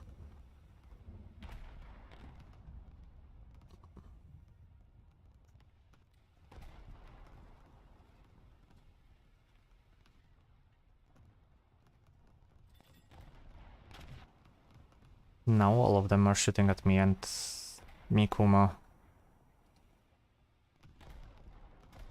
Yes. Get the Żelazniaków down.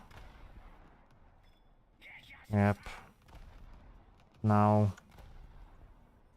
Bayern. Because now I'm a target.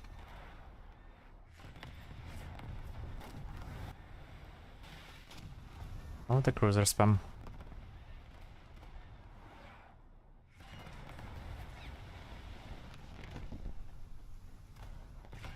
Last ship on point? No, not yet. Getting close to that, but though.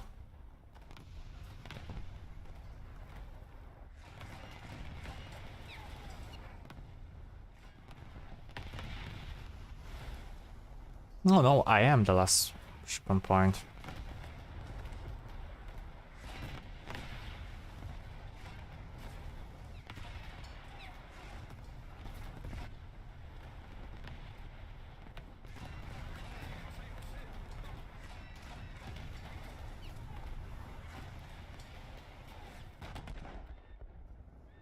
Okay, there's the torpedoes.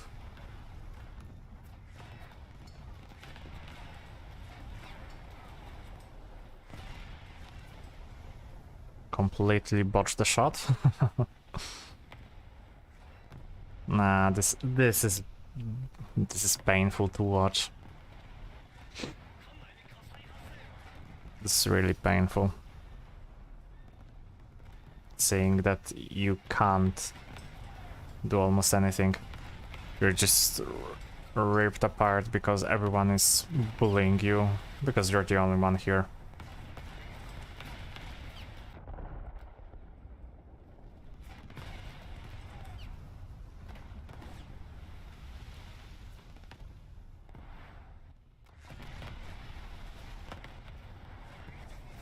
So why is AP exploding right on the... I'm not spawning again. It's no point. There's really no point.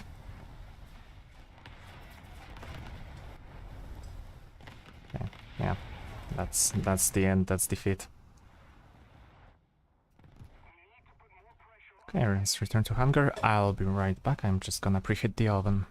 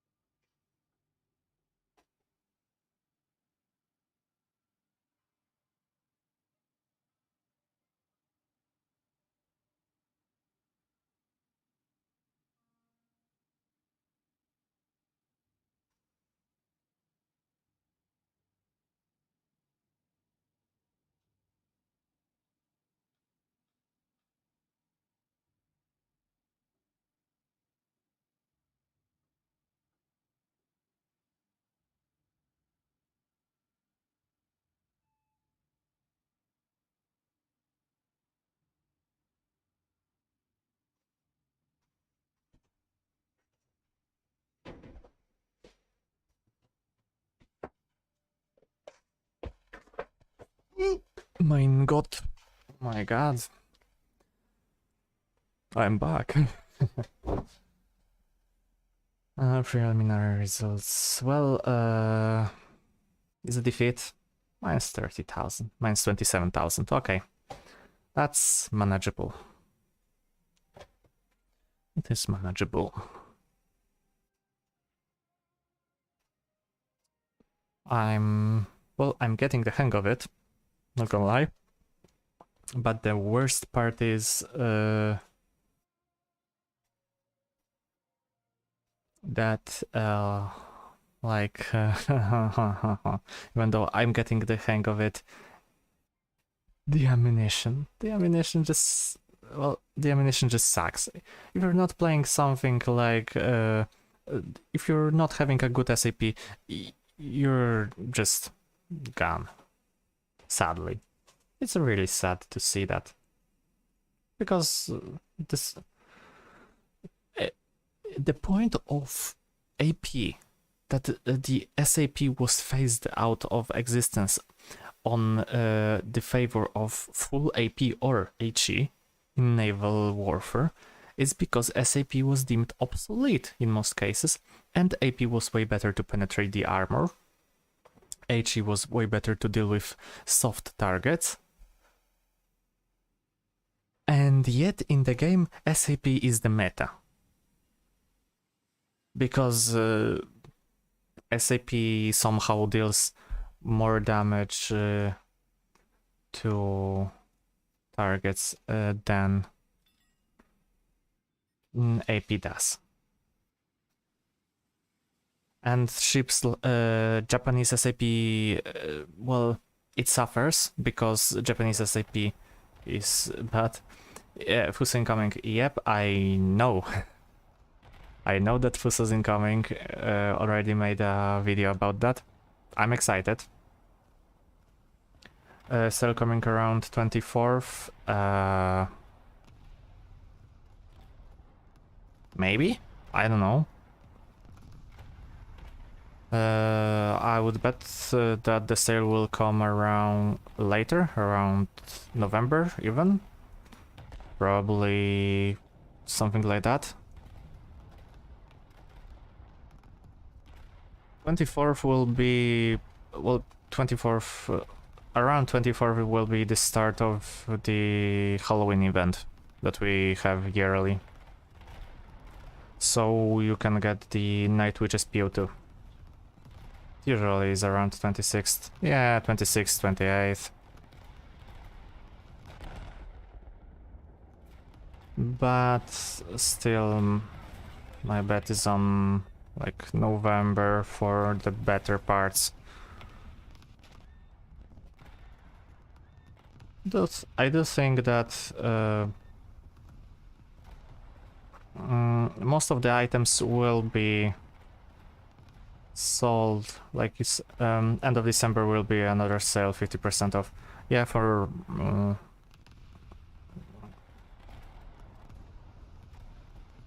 why? I don't think we've ever had the end of the year sale.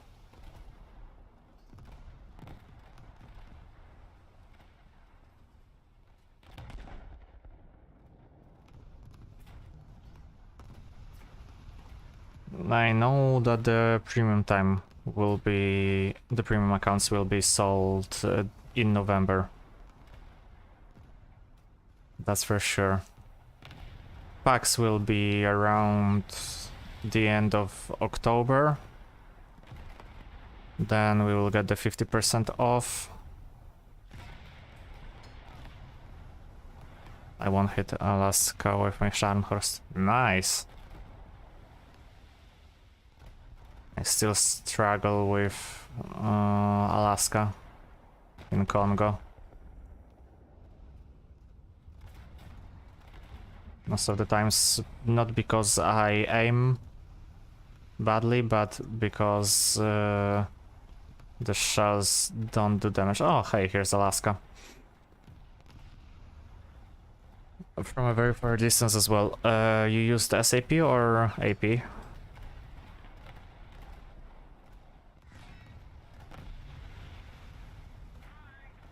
I'm just curious.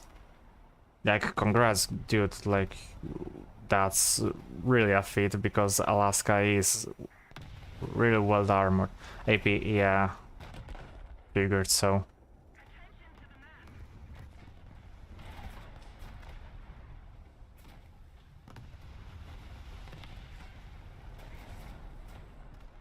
Scharnhorst, SAP on Scharnhorst is bad. Well, I wouldn't say it's bad. I would say it's mediocre. SAP on Kongou is bad, basically on Japanese ships. But on Scharnhorst it's quite decent in doing what it's supposed to do, so kill cruisers. Scharnhorst was never meant to deal with battleships. That's why, well, it was meant to deal with battleships, but not in the configuration that we have in game. Because even Germans I do well with Japanese SAP and AP. Yeah, I'm just a bad player, I guess.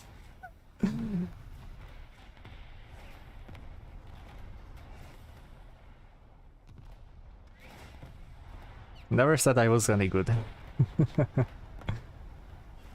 No, but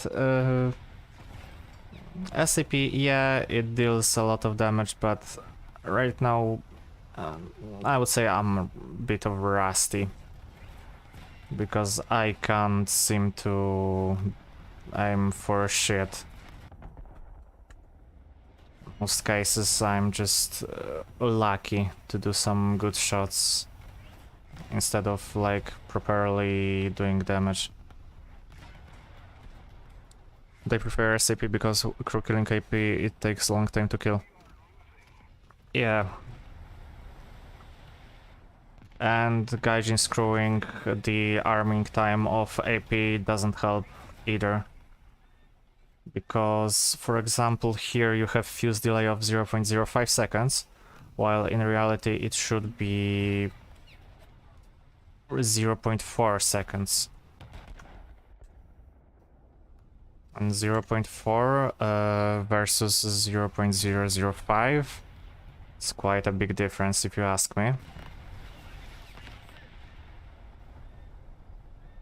Because AP was is supposed to like penetrate the armor.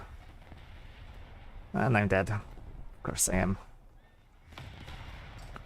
And in the game somehow the SAP explodes on hit. This is the armor and it just hits. It just explodes. Very rarely you see, it's mostly made a turret ring explode from Arizona with my charm. Yeah, Arizona is thick. It has thick armor, but wouldn't call her tanky. More of it's thick where it's supposed to be, but it's still easy to kill. Unlike Kongou, Kongou is just basically easy to kill.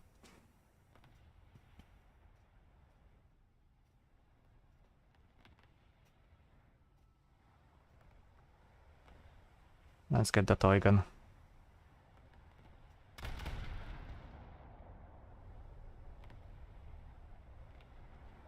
Also, I noticed that a lot of players either, I think, don't have repairs nowadays. Like they don't. I got Dante today. Nice. Enjoy the suffering.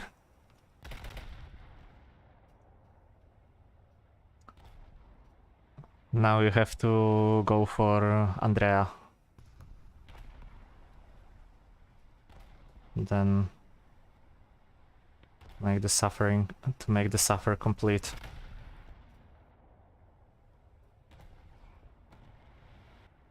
It's not like I waiting for a 50% sale. I'm gonna buy a lot of premiums. Yeah, that's a good idea. I have Andrea since the beginning. Oh yeah, I forgot. Yeah. Yeah, I forgot that you don't have to grind Dante then Andrea. You can go for Andrea from the beginning.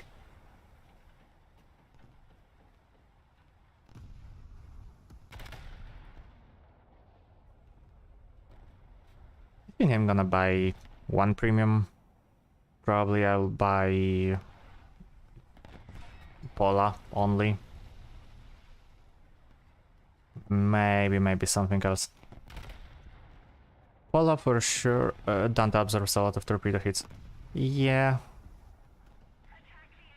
But torpedoes were nerfed, so a lot of ships do the same stuff nowadays. Okay, I think I'm gonna leave this much after this death. Not worth it. Not worth at all.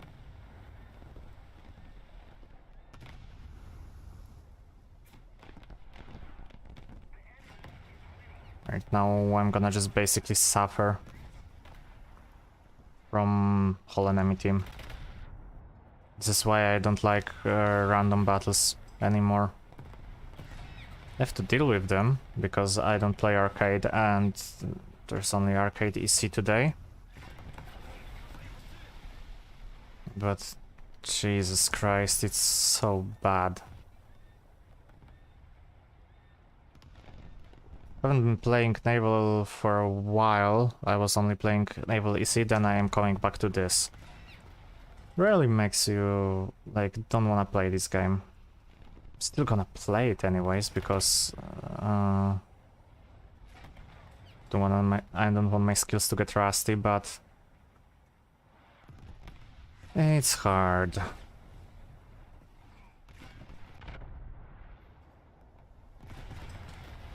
It's hard, like trying to do good.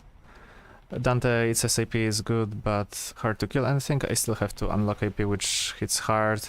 Dante explodes very quickly at a few fatal spots. Yeah, Dante is very squishy from what I noticed.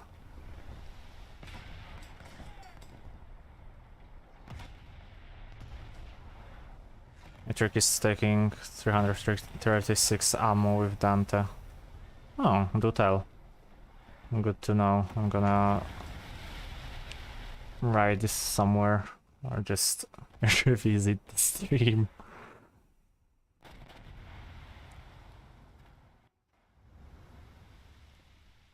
Oh, from what I noticed, it's not worth bringing less ammo for battleships and for ships in general. The ammo is so evenly spread that you don't need to worry about bringing less ammo, so the ammo racks will be detonated after when they are hit, because they will be if they are hit anyways, you will explode. Like, I don't think I can show it on the X-ray. Fuck. Like the even if you see this like two above and below, like where it splits, it's basically one is the shell room and the second is the ammunition room. Both can be exploded. Okay, finally. Locking works.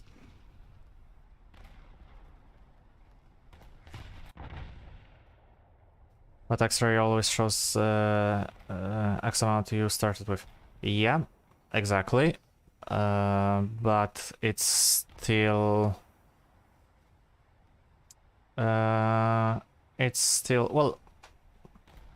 in most cases you are not gonna deplete your ammo. That's still the explosion from AP or SAP is big enough to detonate whole room, even if you brought less ammo.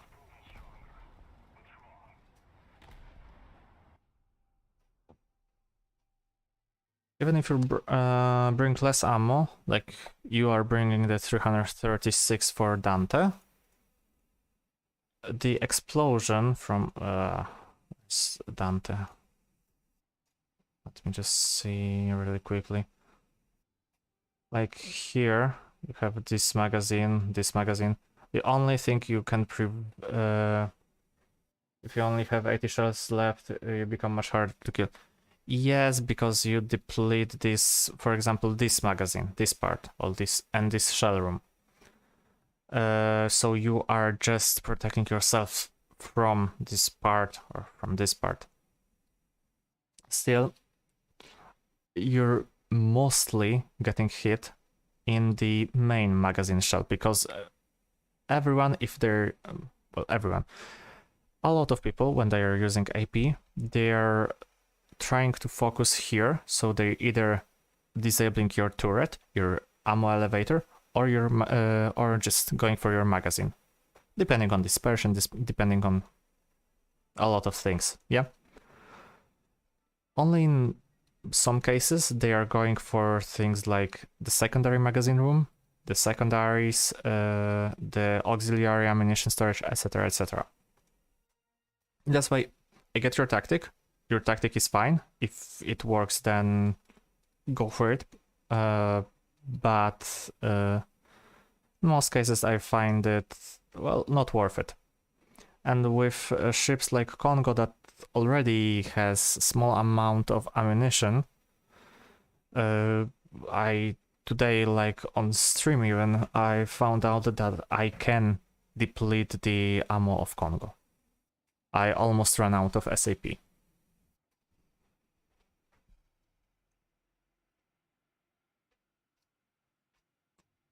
So I guess in Naval both tactics are valid.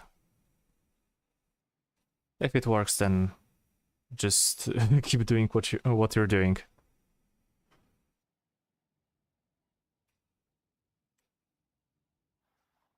Kongou only dies if I have no crew left. Yeah, that's true. But the crew is depleting really fast nowadays. Well, of course, due to HE meta and HE spam. Like, when you see, like... That's what I like about Kongou and don't like about Kongou, because Kongou is slick enough to be fast. Oh, speaking of which, African Gulf. So I was gonna talk about that. Kongou on maps like African Gulf suffers, because not only it's my shitty luck, because I always, when I'm spawned, I'm always at the front.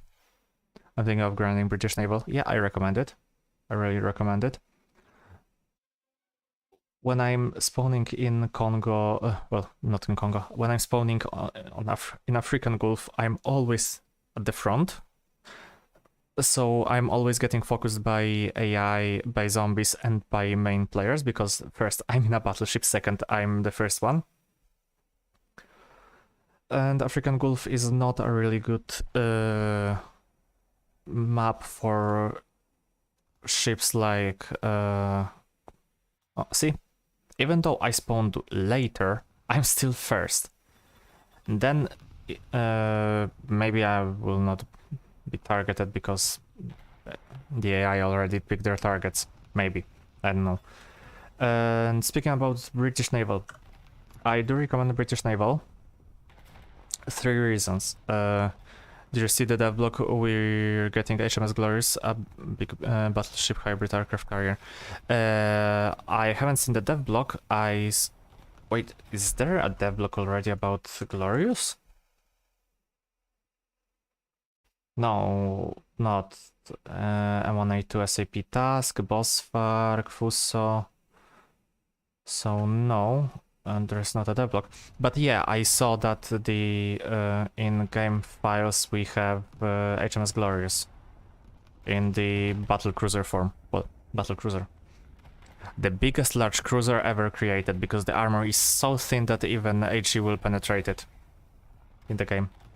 The Canadian posted it about it in...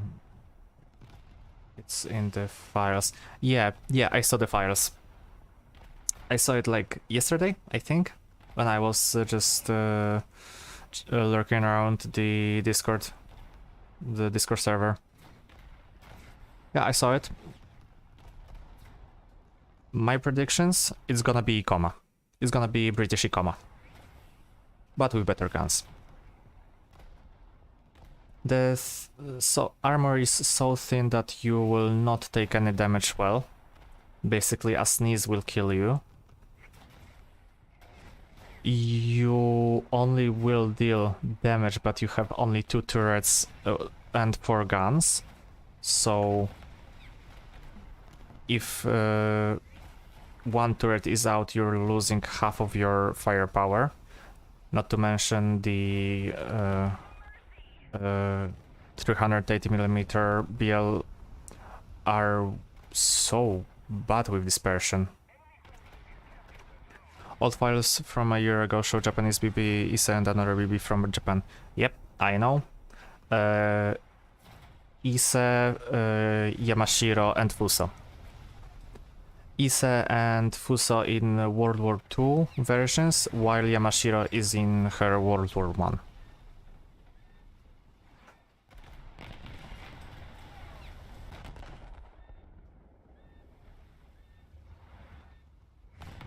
Remember that the same files from a year ago shows that there is a Bismarck in the game files already, and Renown.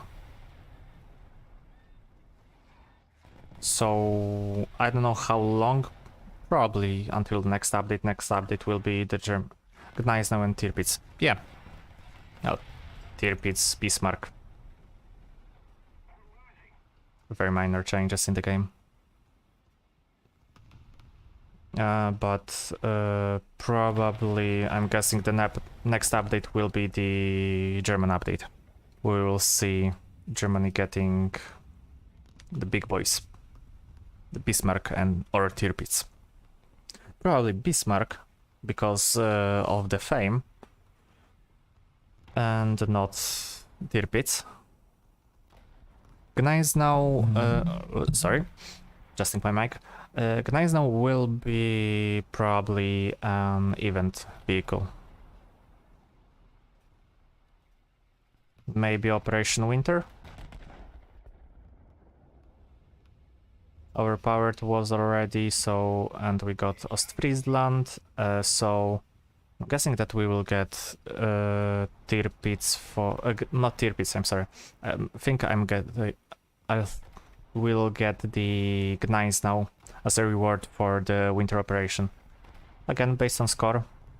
But we had Haruna, we had Ostfriesland. So, and Ostfriesland was in overpowered, so that's where my whole theory crumbles. Because it's gonna be a bit weird for Germany to get 2 event vehicles so relatively quickly. But next German BB will come after SMS Helgoland. Yeah, that's gonna be Tirpitz for sure. Update will be Tirpitz, Gneisno will be event vehicle. But the next event vehicle will be probably for Britain or for US. Bismarck after Bayern. You seem very well informed about where those ships will be located in the tech tree. Like, I'm just guessing. Then you are very sure. I'm always almost afraid to ask where's that confidence coming from. But I'll take your word. I'll take your word that Miss Bismarck will come after Bayern.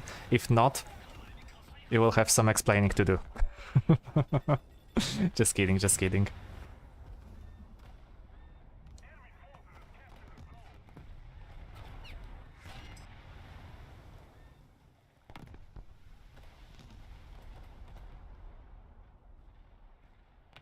Nice now after Scharnhorst. No, Gneisno will be event vehicle for sure. Or maybe premium. That's gonna be first premium battle cruiser. But for sure, Gneisno will not be in a battle, in a tech tree. Not in a million years. We also have in the files another German World War I BB. Yeah, I saw. Forgot the name of it.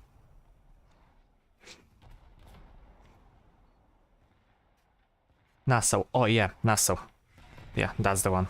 The Nassau class.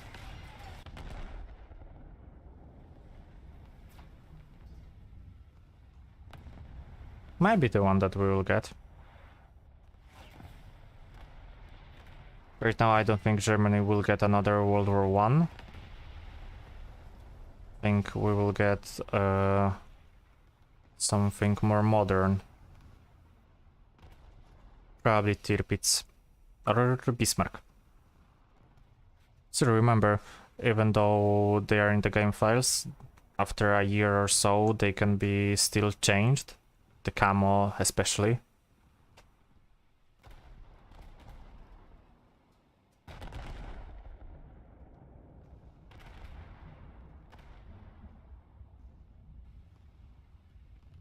He still has an open spot between Trent and Zara. Yeah, probably for another light or heavy cruiser. We still have one heavy cruiser to be implemented for Italy. Forgot the name of it, but there is one. The completely new, different class, so it's not a copy-paste. And... oh, fucking... oh no, that's Helena. I thought this was... Kronstadt.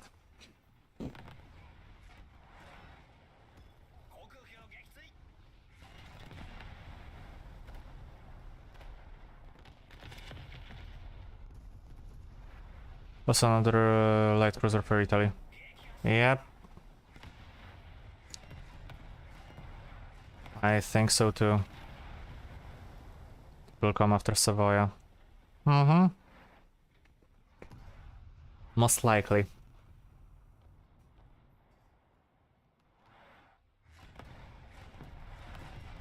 And what do you think? Borodino class will be implemented for Soviets or not?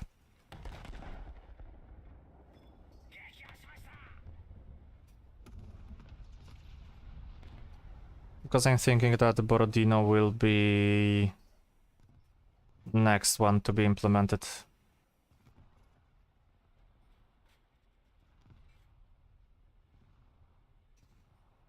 I don't think Gaijin will bring big.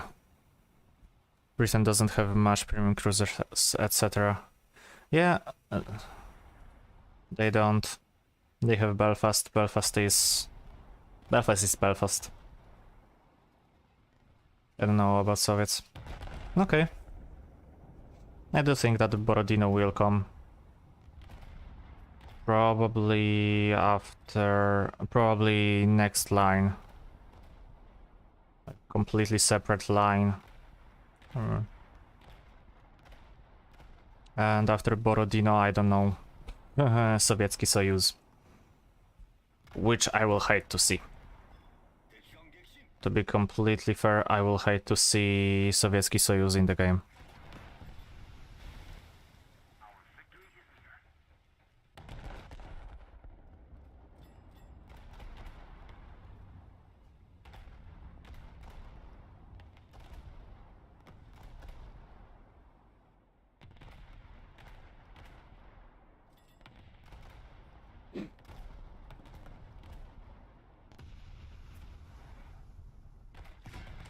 And speaking about Soviets, continuing the topic a bit more, yesterday I read a bit more because I was curious what ships could be implemented that they wouldn't be a blatant copy-paste or with some minor detail changes, like Michał Kutuzow, Żelezniakow, Czapaev, etc., what we have it came right now. And seems like we have 3 class of light cruisers to be implemented in World War II variants. They were World War I cruisers, like Svetlana class, for example. That's what I remember, basically. And they served during World War II. They could be added as some addition, I guess. So we would avoid things like copy-paste. Don't know that Gaijin will commit to that, because they're not very keen on adding something relatively weak to Soviets, or relatively weak. Not something that Soviets won't have a big advantage after being added. Like Kutuzov has the best 30mm in the game.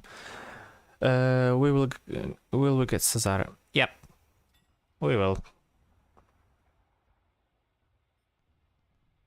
Sooner or later, Italy will get all the battleships. Different forms, but all the battleships. Probably first we will get things like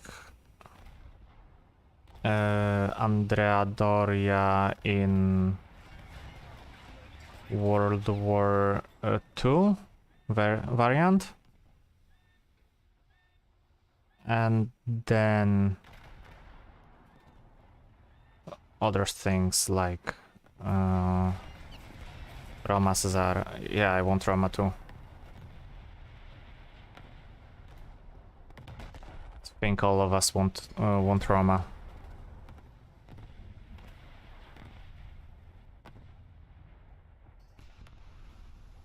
Roma is too good of a ship to be passed.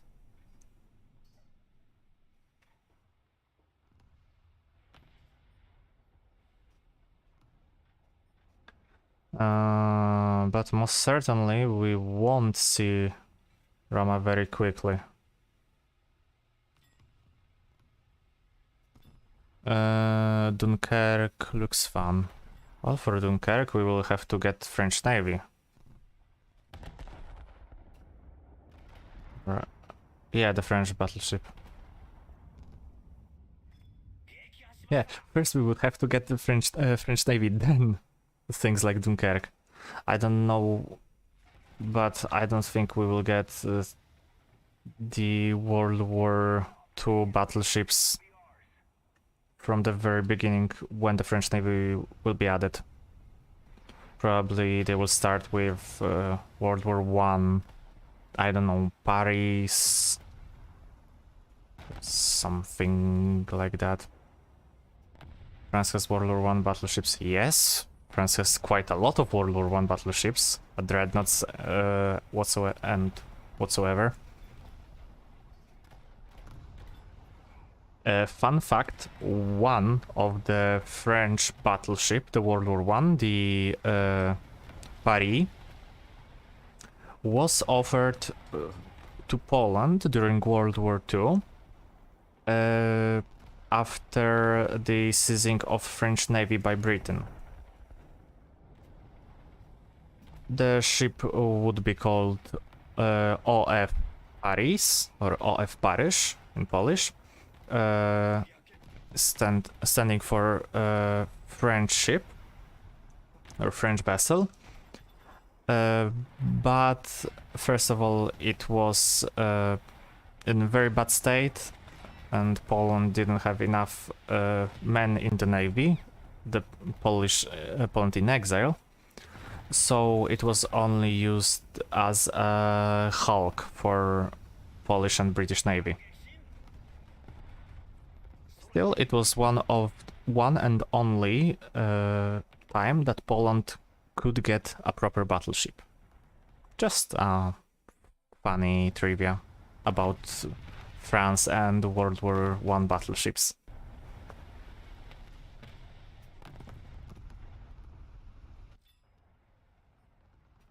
Hello frames, where are you?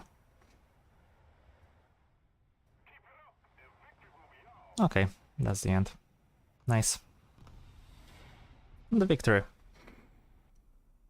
And From what I remember, France has quite a few battleships from World War One that were even modernized to World War Two stand variant. A lot of them were scrapped, but still quite a few of them survived to serve another war. At least part of it.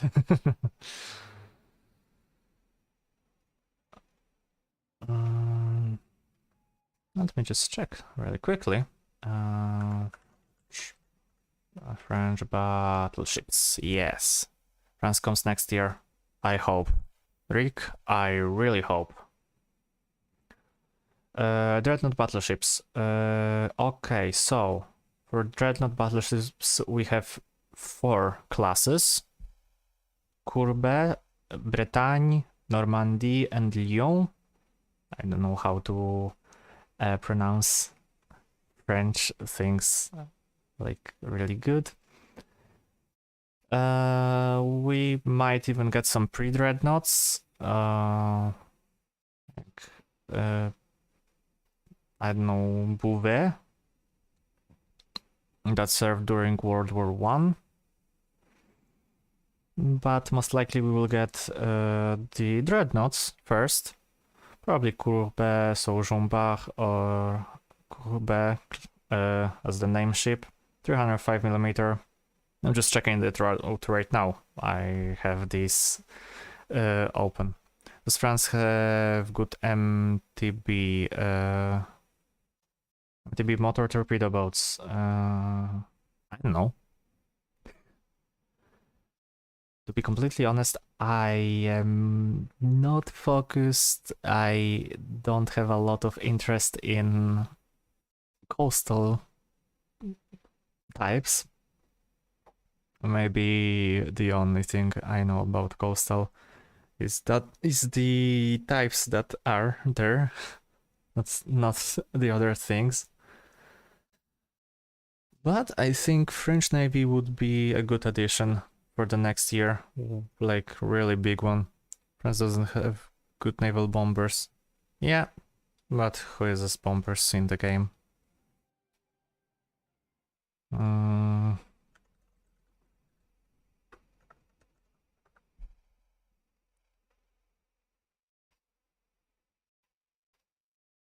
Okay, it's gonna be a bit hard to see. Naval?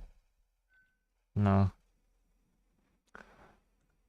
Okay, never mind. I can't check out whether or not which planes are in the are equipped with torpedoes or not. I have to do some relatively long research about that because France had really big variety of planes developed during interwar, some during World War II, or just pre-war prototypes.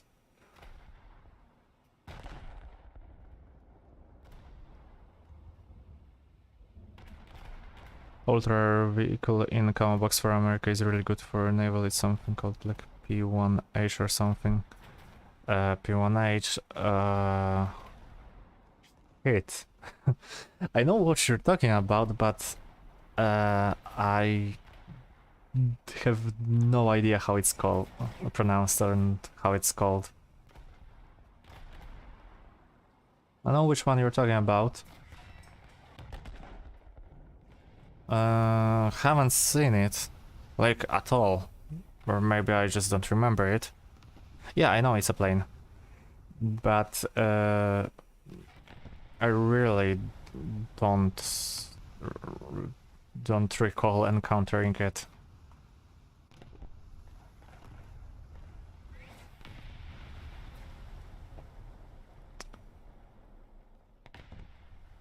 For sure.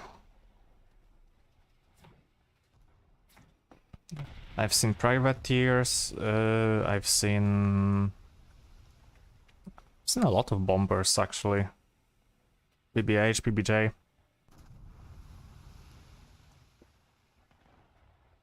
Ah, it's the Tiger. Okay, F7, F3. The Tiger Cat. Okay, 6.7. Yeah, Yeah. Well, it's a naval aircraft. One of the very few twin-engine aircraft that were launched from carriers.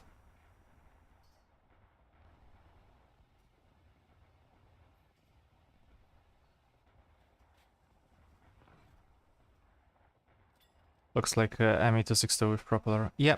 Yeah, I know which one. You have one in Tech 3 as well. There is one Tiger Cat in US Naval Tech 3 branch.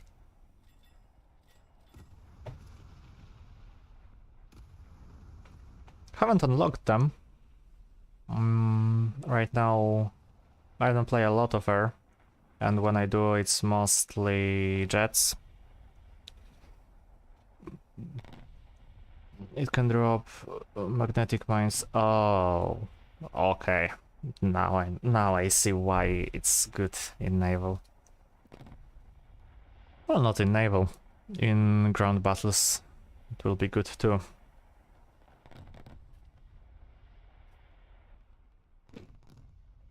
Okay, I haven't checked who we have in the game. Kronstadt, Wyoming, Kronstadt, Kongo. Westfalen, Kaiser. A lot of battleships. Quite a lot of battleships.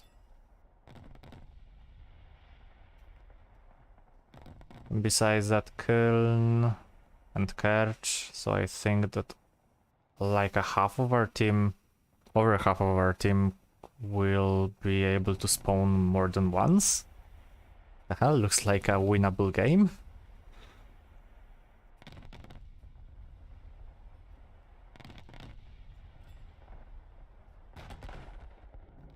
Speaking of which, the Focke-Wulf 199 looks fun. Yeah, it looks fun. It's like really wonky design.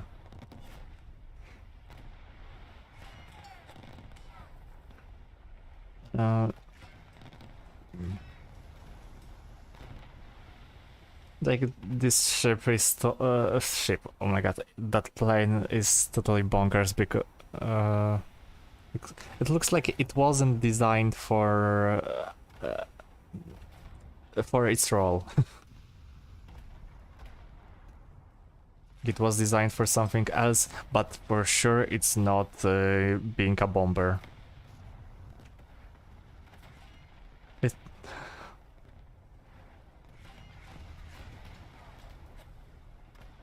As from what I've could they bring back the twin engine BF-109? I think they can. I think they did that like this year. I just remember something wrong, but I think they did. It was like a pack, or it was either a pack or a premium to buy. I think a pack. But yeah, it was restored.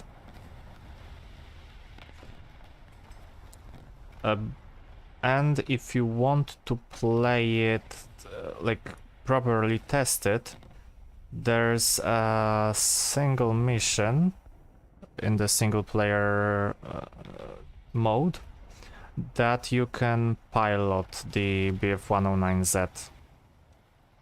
Only for a short time, I think. Yeah. Completely disregarded it. I don't think that the price they asked for is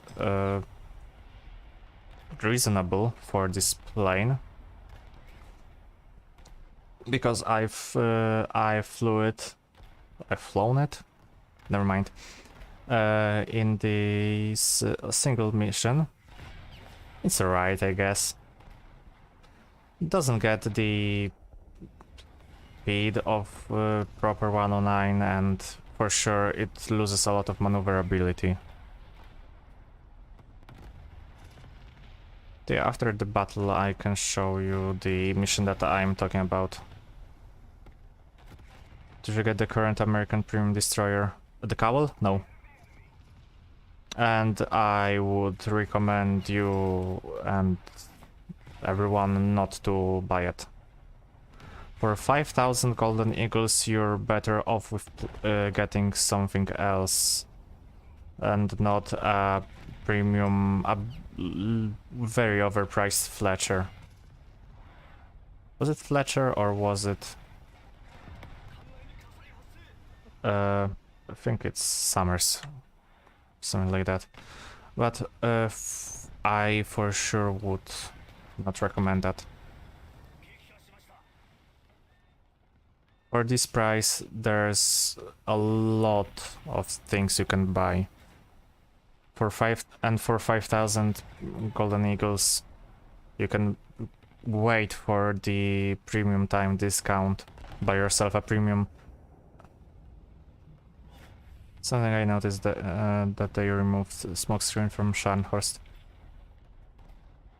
Yeah, probably Scharnhorst never had one to begin with. I don't know about that. Maybe it did, maybe it didn't. But yeah, well, I don't think. Why would they? Yes, it had. So then they should bring it back.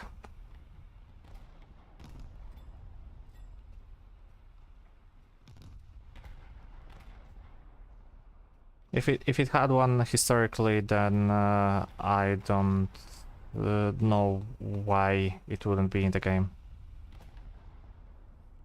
Oh, fuck me. Alaska.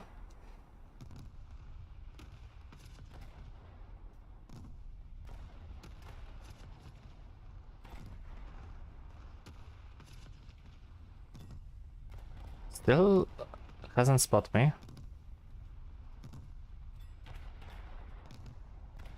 Now she did.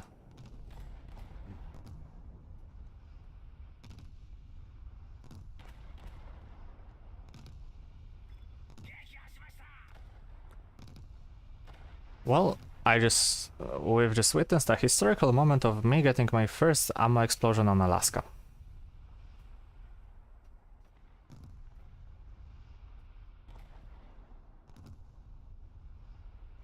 Never happened before, probably never happen again in a very long time. But it happened right now. I'm very happy.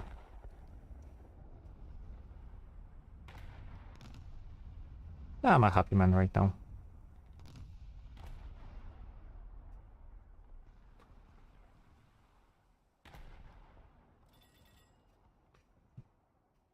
Okay, let's go and cap C.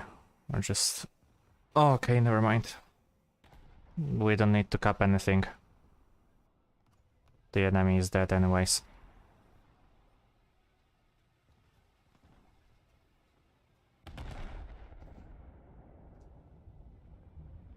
Once I have premium ships for Soviets, I will grow in Soviet Navy. You know what? Get the... what's it called? I forgot the name, but the Blagorodny?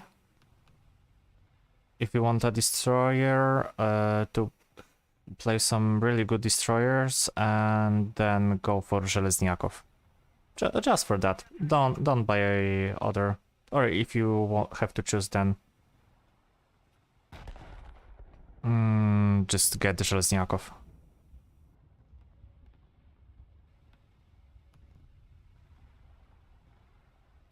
The funny thing about that Project 56 destroyer, so the Spokojny and the Blagorodny, is that they have the highest penetration on SAP for destroyers, over 200 millimeters of penetration.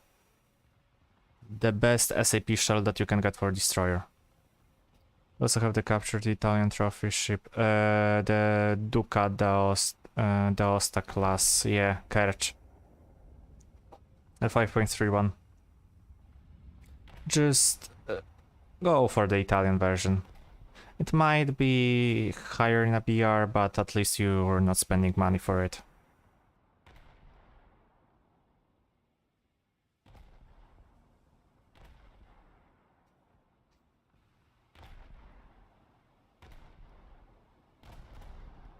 Okay, so I will say that again, like I said it many times before, don't buy copy-paste vehicles unless you really don't have anything to spend your money on, and then again, just save your money.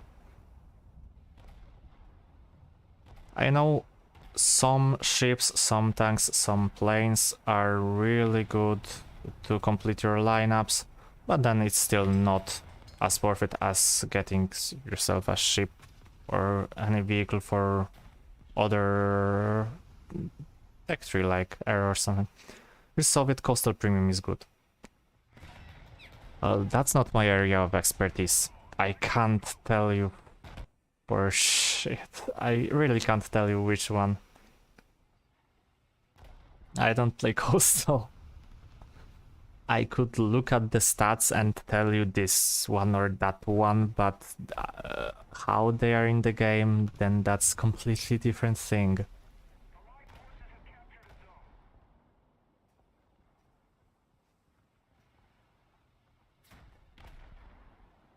I've heard that the people are buying the project 1234 quite often.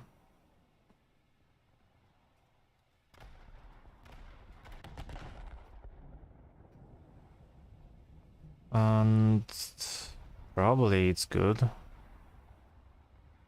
The only coastal ship that I have from the Soviets before, well, after it was deemed not necessary not to grind right now after the split, it's the Squadron one, the project, the PR7, the Project 7, the frigate. Do you have Panther 2, Tiger 105 and Kailian? No, sadly I don't. I was a bit too late to get any of those. It was before I was grinding the German tree. I think I was, if I recall it correctly, I was around the Tiger E part. I do have them. Lucky you. I do wanted to have them. Sadly, it wasn't for me because I was too early in the grind to even try and get them.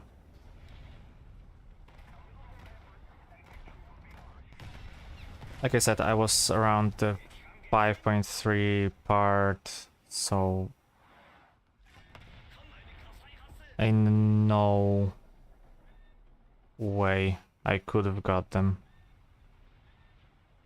Sadly, because even if they are not like good vehicles, they are not the best vehicles, they are still vehicles that I would take. But sadly 6.7 is annoying BR. 5.7 as well. Yeah. 5.7 you're starting to face things like hit FS. But still it's the armor meta. So you can penetrate a lot at 5.7 up to 6.7. Because then you won't find a lot of Cold War era tanks. But then you hit things like, at 6.7 you hit the things like 7.7, which for example for Germany you are at the point where play tanks, I only play until 5.3 max. Yeah. Yeah, high tier is not for me too. I don't feel like it's fun at all.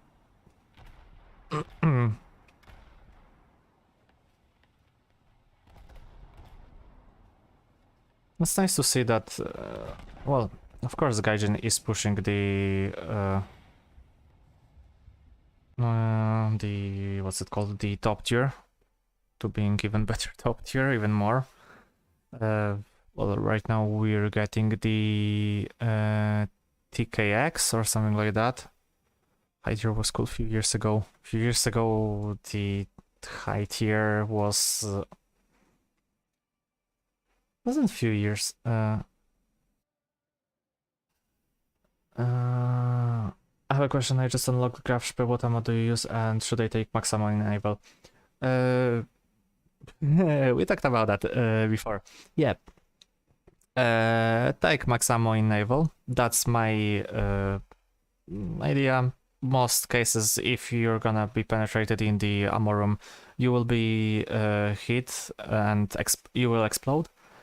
And what ammo should you bring? Well, as you can see, I don't have a lot for Grafspe, but just I think just ditch the HE almost completely. Bring like a few for destroyers or so. If you go to a down tier, if you see a down tier like 5.0, 4.7, then bring some HE for the Japanese destroyers or so. Then load quite a few of SAP and the rest of AP. Yeah, AP is good with Grafspe. Basically, it's very similar. What was it? It's very similar to. Let me just check. It's quite similar to the Scharnhorst, but it's basically a bit long. Scharnhorst has a bit longer version of Grafspe guns, or Grafspe has a bit shorter version of the Scharnhorst guns, depending on however you want to look at it. And I mean, Grafspe, you'll play it, you'll see. Spe is a fine ship if you're getting a 5.7 max. Well, 6.0. If you're getting the up tier, no problem. If you're getting the up tier, then you'll notice that these 100mm will not protect you that well. I've learned that the hard way. And I want Sheer. Yeah, Sheer would be nice. A lot of ships would be nice to be added in the game, but still, and Blücher as Battle Pass. Wait, let me check. Blücher, Cruiser. Ah, the Admiral Hipper. Yeah, would be nice. Yeah, I think Hipper could be passed as what's it called, as a battle pass vehicle. 5.7. I don't think that it would be a premium. It would be like an event vehicle, but Blücher would be nice to see. But then again, it would be a third Admiral Hipper class in the game. Not that it's not like we have 4 Kirovs and 4 Chapaevs in the game, but still. That would be a nice incentive for a lot of people to grind the battle pass.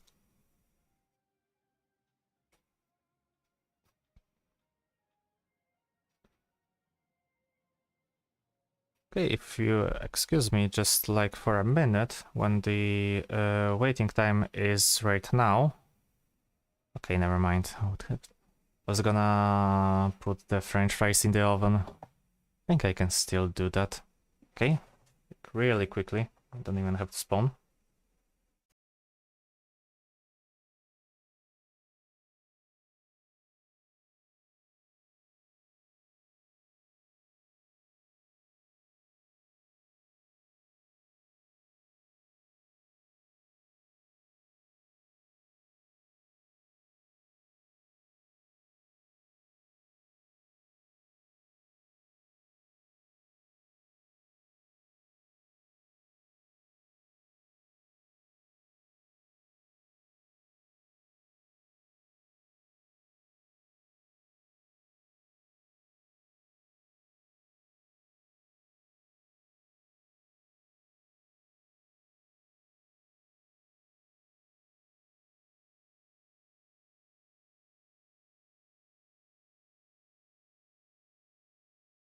Okay, I'm back. I'm gonna buy the KM5. What's the KM5? German MTB. Mm, I don't know. As I said, I don't know a lot about Coastal. If you think that's a good ship, go for it.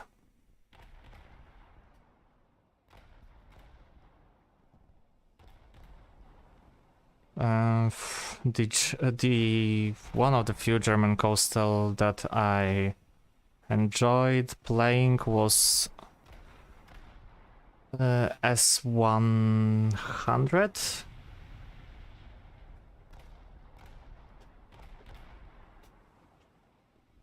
And Lübeck on my friend's account.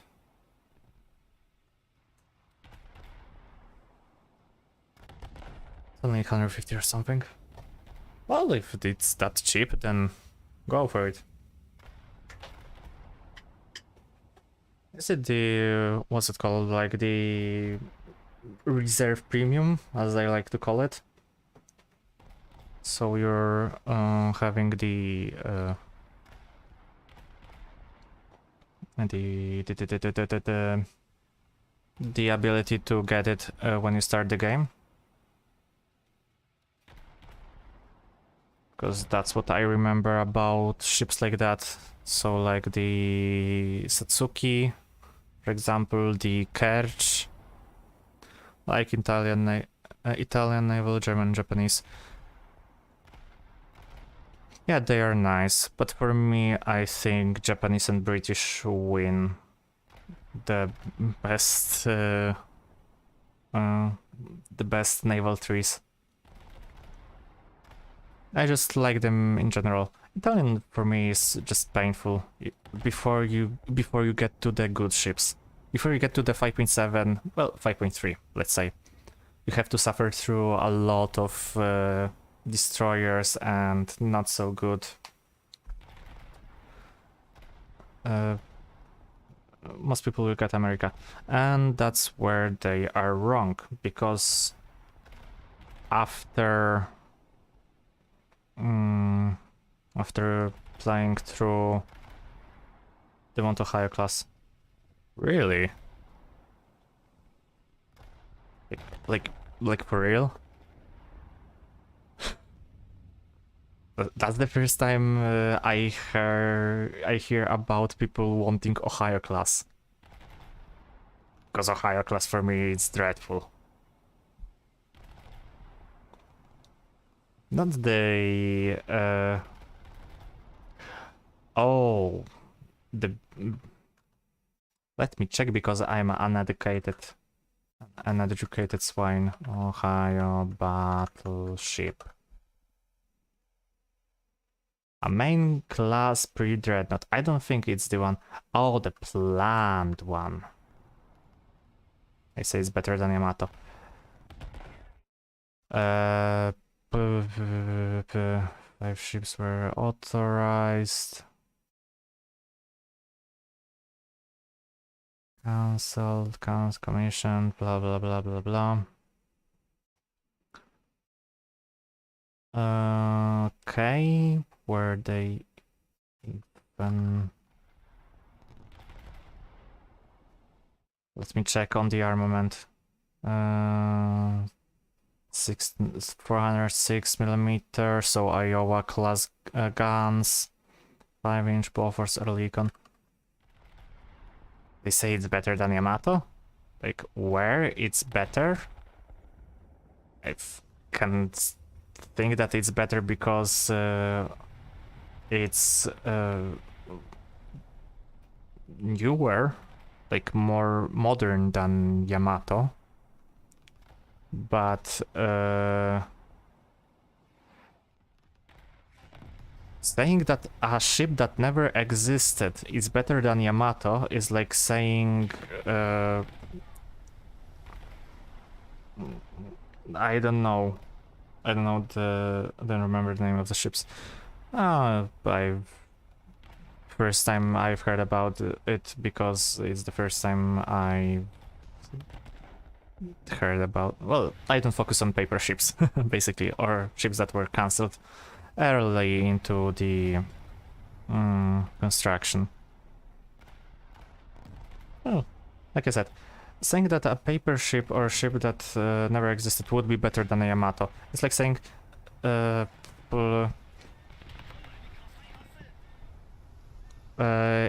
they did exist.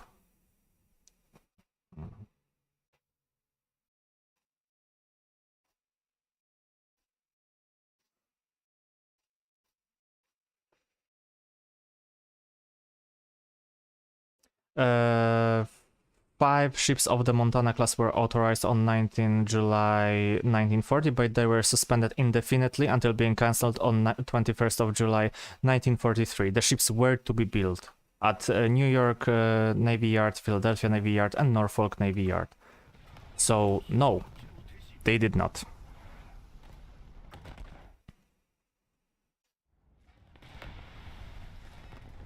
As far as I saw... Okay, I'm dying. I was a bit more focused on reading about Montana class. No, sadly they did not exist.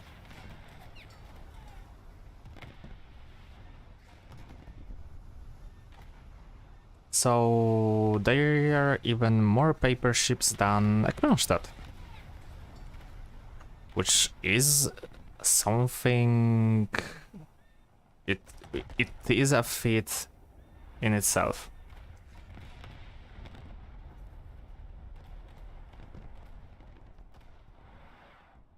So no, Montana class did not exist.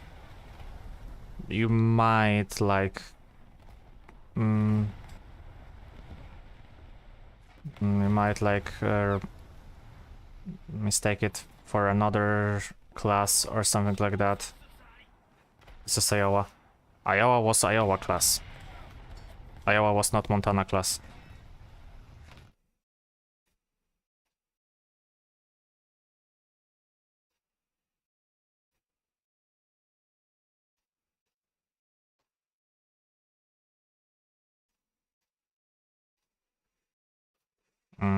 That's where you're wrong. Like, Iowa class Iowa was Iowa class, and Montana class was what was supposed to be succeeded the Iowa class, but they were cancelled.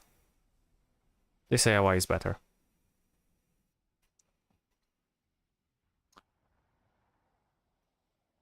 Do I think Iowa is better than Yamato? No. All in all, no. But remember that Iowa was not supposed to rival Yamato. Iowa was supposed to rival Kongou class. Just because Iowa turned out to be better than Yamato in some aspects, because, well, in some aspects Yamato was better, in some aspects Iowa was better. Like, for example, the armor or firepower, I would bet on a Yamato. Mobility and the overall survivability, I would say Iowa. It's like pears and apples. You can't compare one to another because one was a super heavy battleship or battleship in general, and the other was a fast battleship. Iowa was never supposed to rival Yamato. Iowa was supposed to rival Kongou class as a fast battleship, and that was what it was designed for.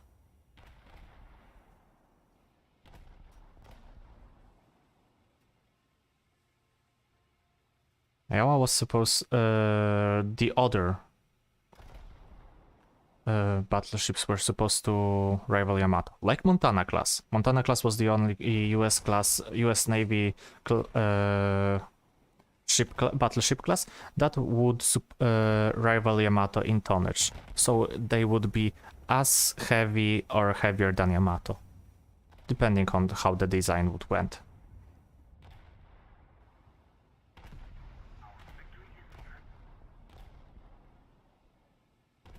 But I don't think that saying Iowa is better in when comparing to Yamato. It's like saying that we will get Musashi first. No. Musashi will be something as a reward. I don't know if it's gonna be a battle pass way long in the future, or some event, maybe, I don't know, premium battleship, but we will get Yamato. Gaijin wouldn't miss that big of an opportunity to get Yamato into the game. Yamato is way too Musashi is better than Yamato. Because even though Musashi is better than Yamato, because it is, she was, Yamato is way more famous than Musashi. And that's why Yamato will be added first. Like, players would lose their shit if they would see Musashi instead of Yamato.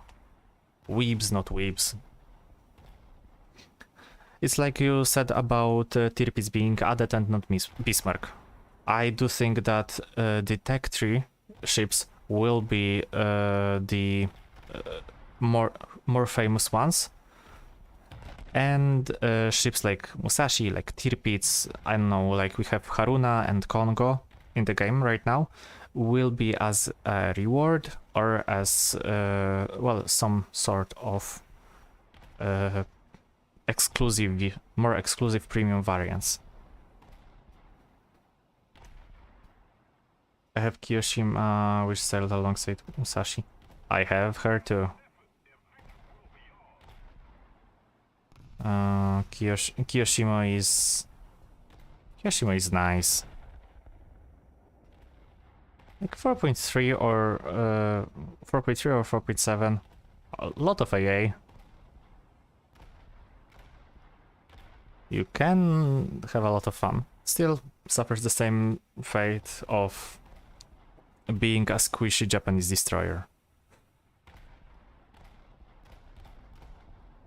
Not that I mind that, because you still have Italian destroyers which are even worse in that aspect. But well, Japan suffers that a lot, sadly.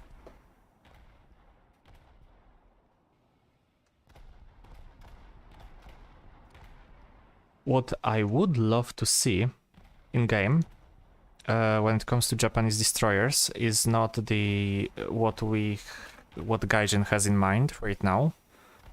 What we see in, because we right now see things like first JSDF, so the Japan, not the Imperial Japan ships being added.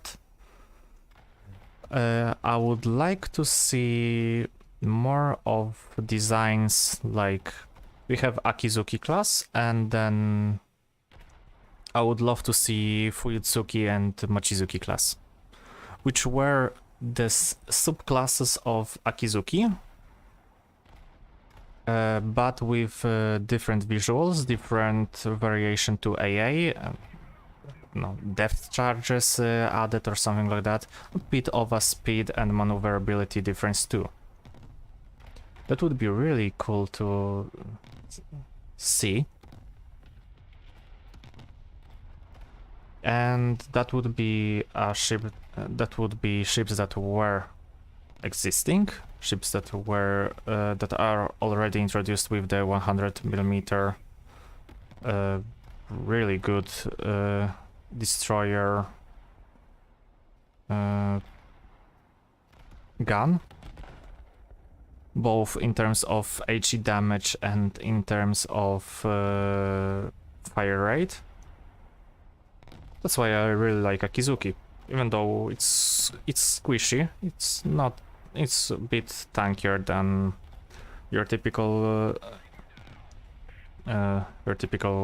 Japanese destroyer, but still those things could be nice to see. We still don't see Akatsuki class, for example. We have a lot to be added for Japan. Not only for Japan, for Britain, for well, even for US.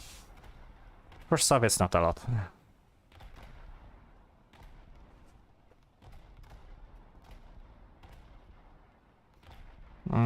And that's what I don't like when it comes to development of War Thunder.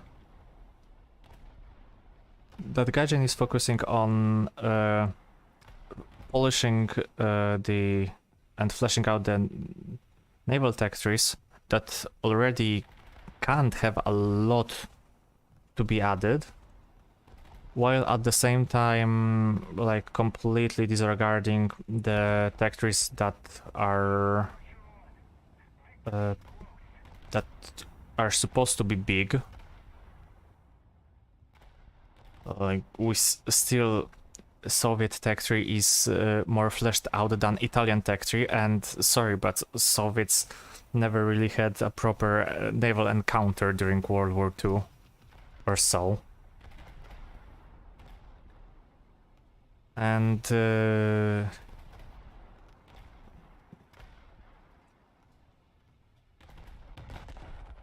not even talking about comparing Soviets to Japan, because there's no sense.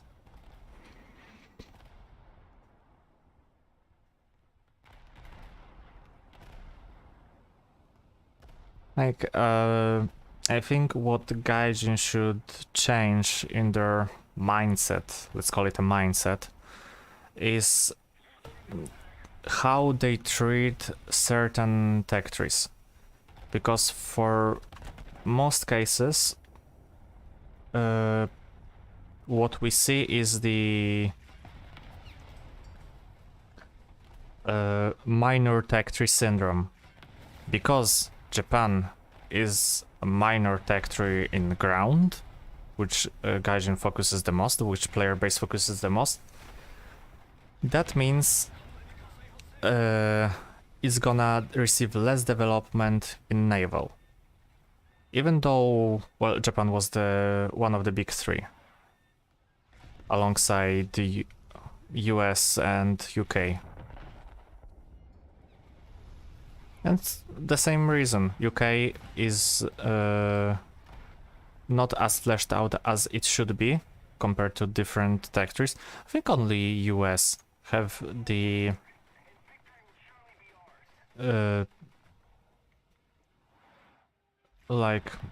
how should I call it?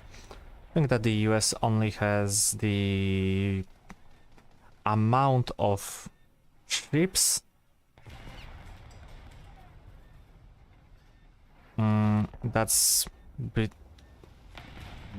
that equals the importance of the tech tree. For now, of course, for now.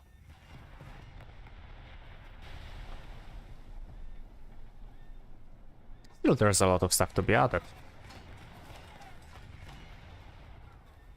Besides Italy, let's not forget that the US received the worst treatment when it comes to battleships. US was the last country to receive a World War II battleship, battlecruiser, Alaska. When other nations already had some of them, even Hood came first. US was still struggling with Arizona, and struggling, I really mean struggling.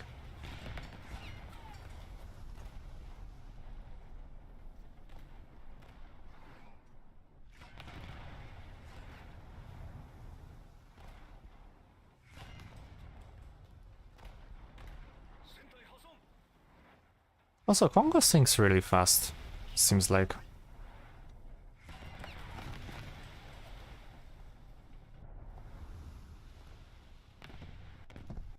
That's like the ultimate...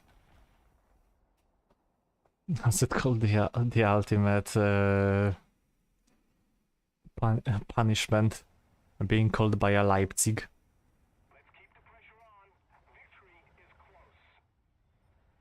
I'm just gonna go on the point to be able to, well, finish this game. I think after I have skilled crew. I got the full skilled. And for what? For I don't know. I'm curious. And skilled by all the skills are filled, or skilled like the qualification?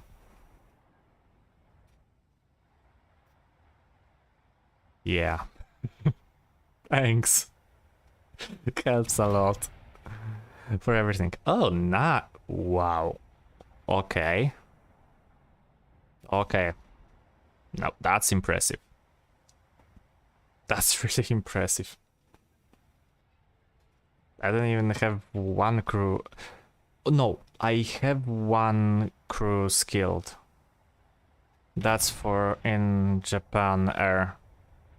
I have one fully skilled crew for I think it's this one where Kongou sits right now. No, not Kongou, the D4Y3. That's where I have the skilled crew. It says like I think I only like the logistics. For everything, I don't die from fires either. I only die from fires if I'm unlucky. Seems like. Most of the cases I die from fires only when I'm constantly subjected to them and I don't have fire extinguisher, or if I'm unlucky and somehow the I think it's 2% or something, 2 or 1% tick gets me. Very rarely.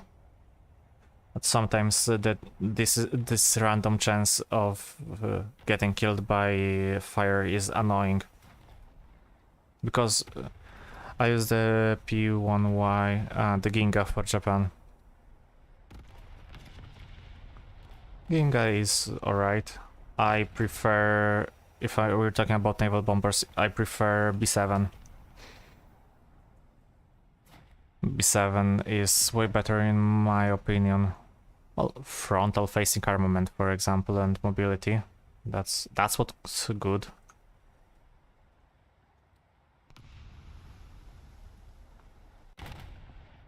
But a lot of people seem to use Ginga too. I'm just that one guy that likes to play different things. I'm the quirky guy. Nah, just kidding. Just kidding.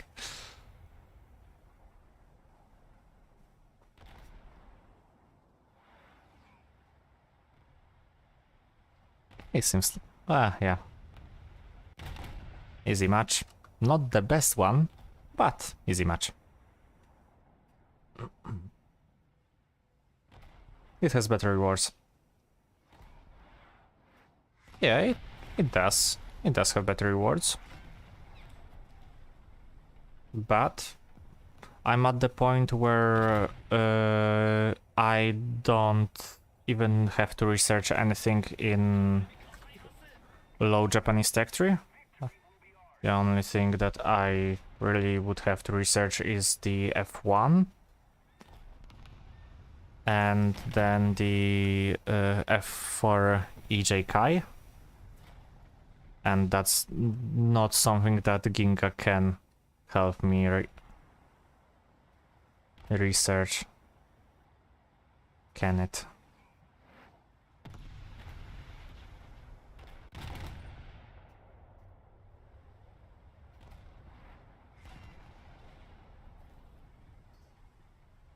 And I really don't care about the SL reward. Because, yeah, I'm talking about the RP, but... Well, I would have to check, but SL is really a minuscule difference. I'm gonna buy all JP Aviation Premium. Good luck. Really good luck.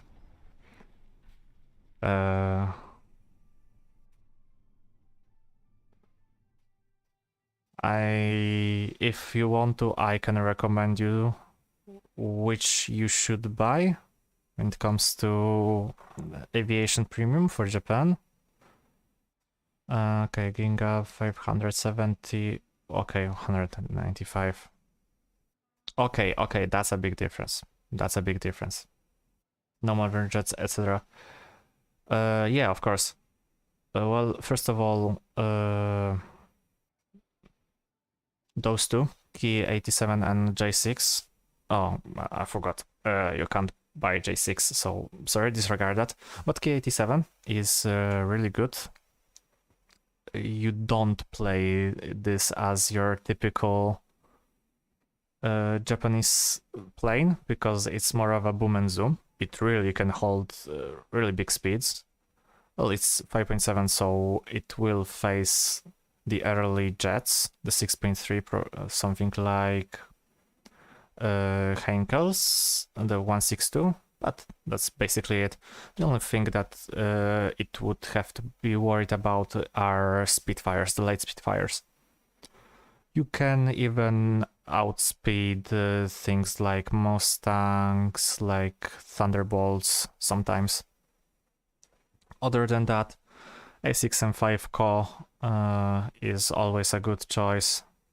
J5M2 is a meme machine.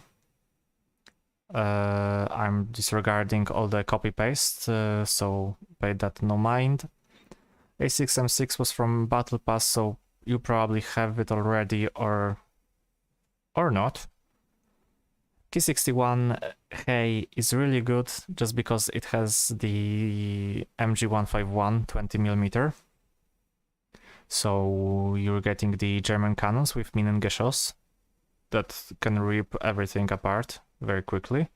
But again, it's the copy-paste of this same plane that you have already in the tech tree. You can get it, it's really good. A7M1, really good, but I prefer A7M2, just a preference, but you can get it. Not talking about twin engine fighters, I don't like them, you would have to check them for yourself. H8 is fun if you like the bomber gameplay. Things about Key 44. This Key 44 is a copy paste from the tech tree, so don't recommend that. This Key 44 40mm bomber hunting guns.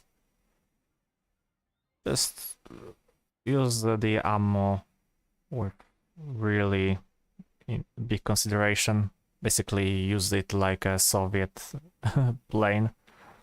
But basically besides that, it's really good too. At 3.0 it's almost amazing. It can turn, it can speed, it can climb, and it has good guns. And here it's basically Heinkel 112, which you have in the German tech tree. Key 21 we're gonna skip. And these are the copy-paste from the tech tree. Not a lot of planes that you really want to buy, in my opinion. K96 is good. I don't understand ammo types of aviation. Basically, for if we're disregarding jets completely, what you wanna get is a lot of HE or API. Because this is basically what is used as your main type of damage. High explosive. When it hits, it just rips the wing. Wings are never armored, so if you rip one wing or the other, the guy will spin uncontrollably. Also, fire to the engines. You can, well, kill everything besides like very heavily armored types like IL-2s, and even then you can. I use Universal. Universal are mostly the best choices. Well, here on the example of K87, you have HEF, which is high explosive fragmentation incendiary. So not only it's a high explosive, it also sets on fire when it hits something. So really good against bombers, for example. Maybe let's go for some lower. So probably, okay, 12.7. for the heavy machine guns and machine guns, just go wherever you have the highest amount of... Well, air targets are also good. Universal are good if you're going ground, because you can then try and penetrate some things, some tanks from above, probably open top or something like that. Most cases, if you play air, go for air targets or universal. Not a big of a difference, but it's gonna help you. And what else I can say? Besides US, you want to get the 20mm. If you see 20mm gun, go for it. It's always good, especially now after the 20mm buff. Finally, the 20mm deal the amount of damage they are supposed to be dealing, not like before. Right, I'm gonna end the stream. For now, it's 4 AM, my food is almost ready, and don't question my eating habits. And thank you all for joining, for tuning in. Hope you had at least some fun watching me and talking. If you do, leave a like. Why the hell not? If you don't, then don't. Subscribe if you want to be reminded when I stream. A quick PSA, next week there won't be any streams. I will post only some videos if I manage to get the scenario, not the scenario is something else in English. A script for the video, probably another review that I'm gonna be using for a battleship or a battle cruiser, I don't know yet, one of the two. And anyway, have a beautiful day, night, evening, or an afternoon, wherever you are. See you in the next video, next stream. See ya.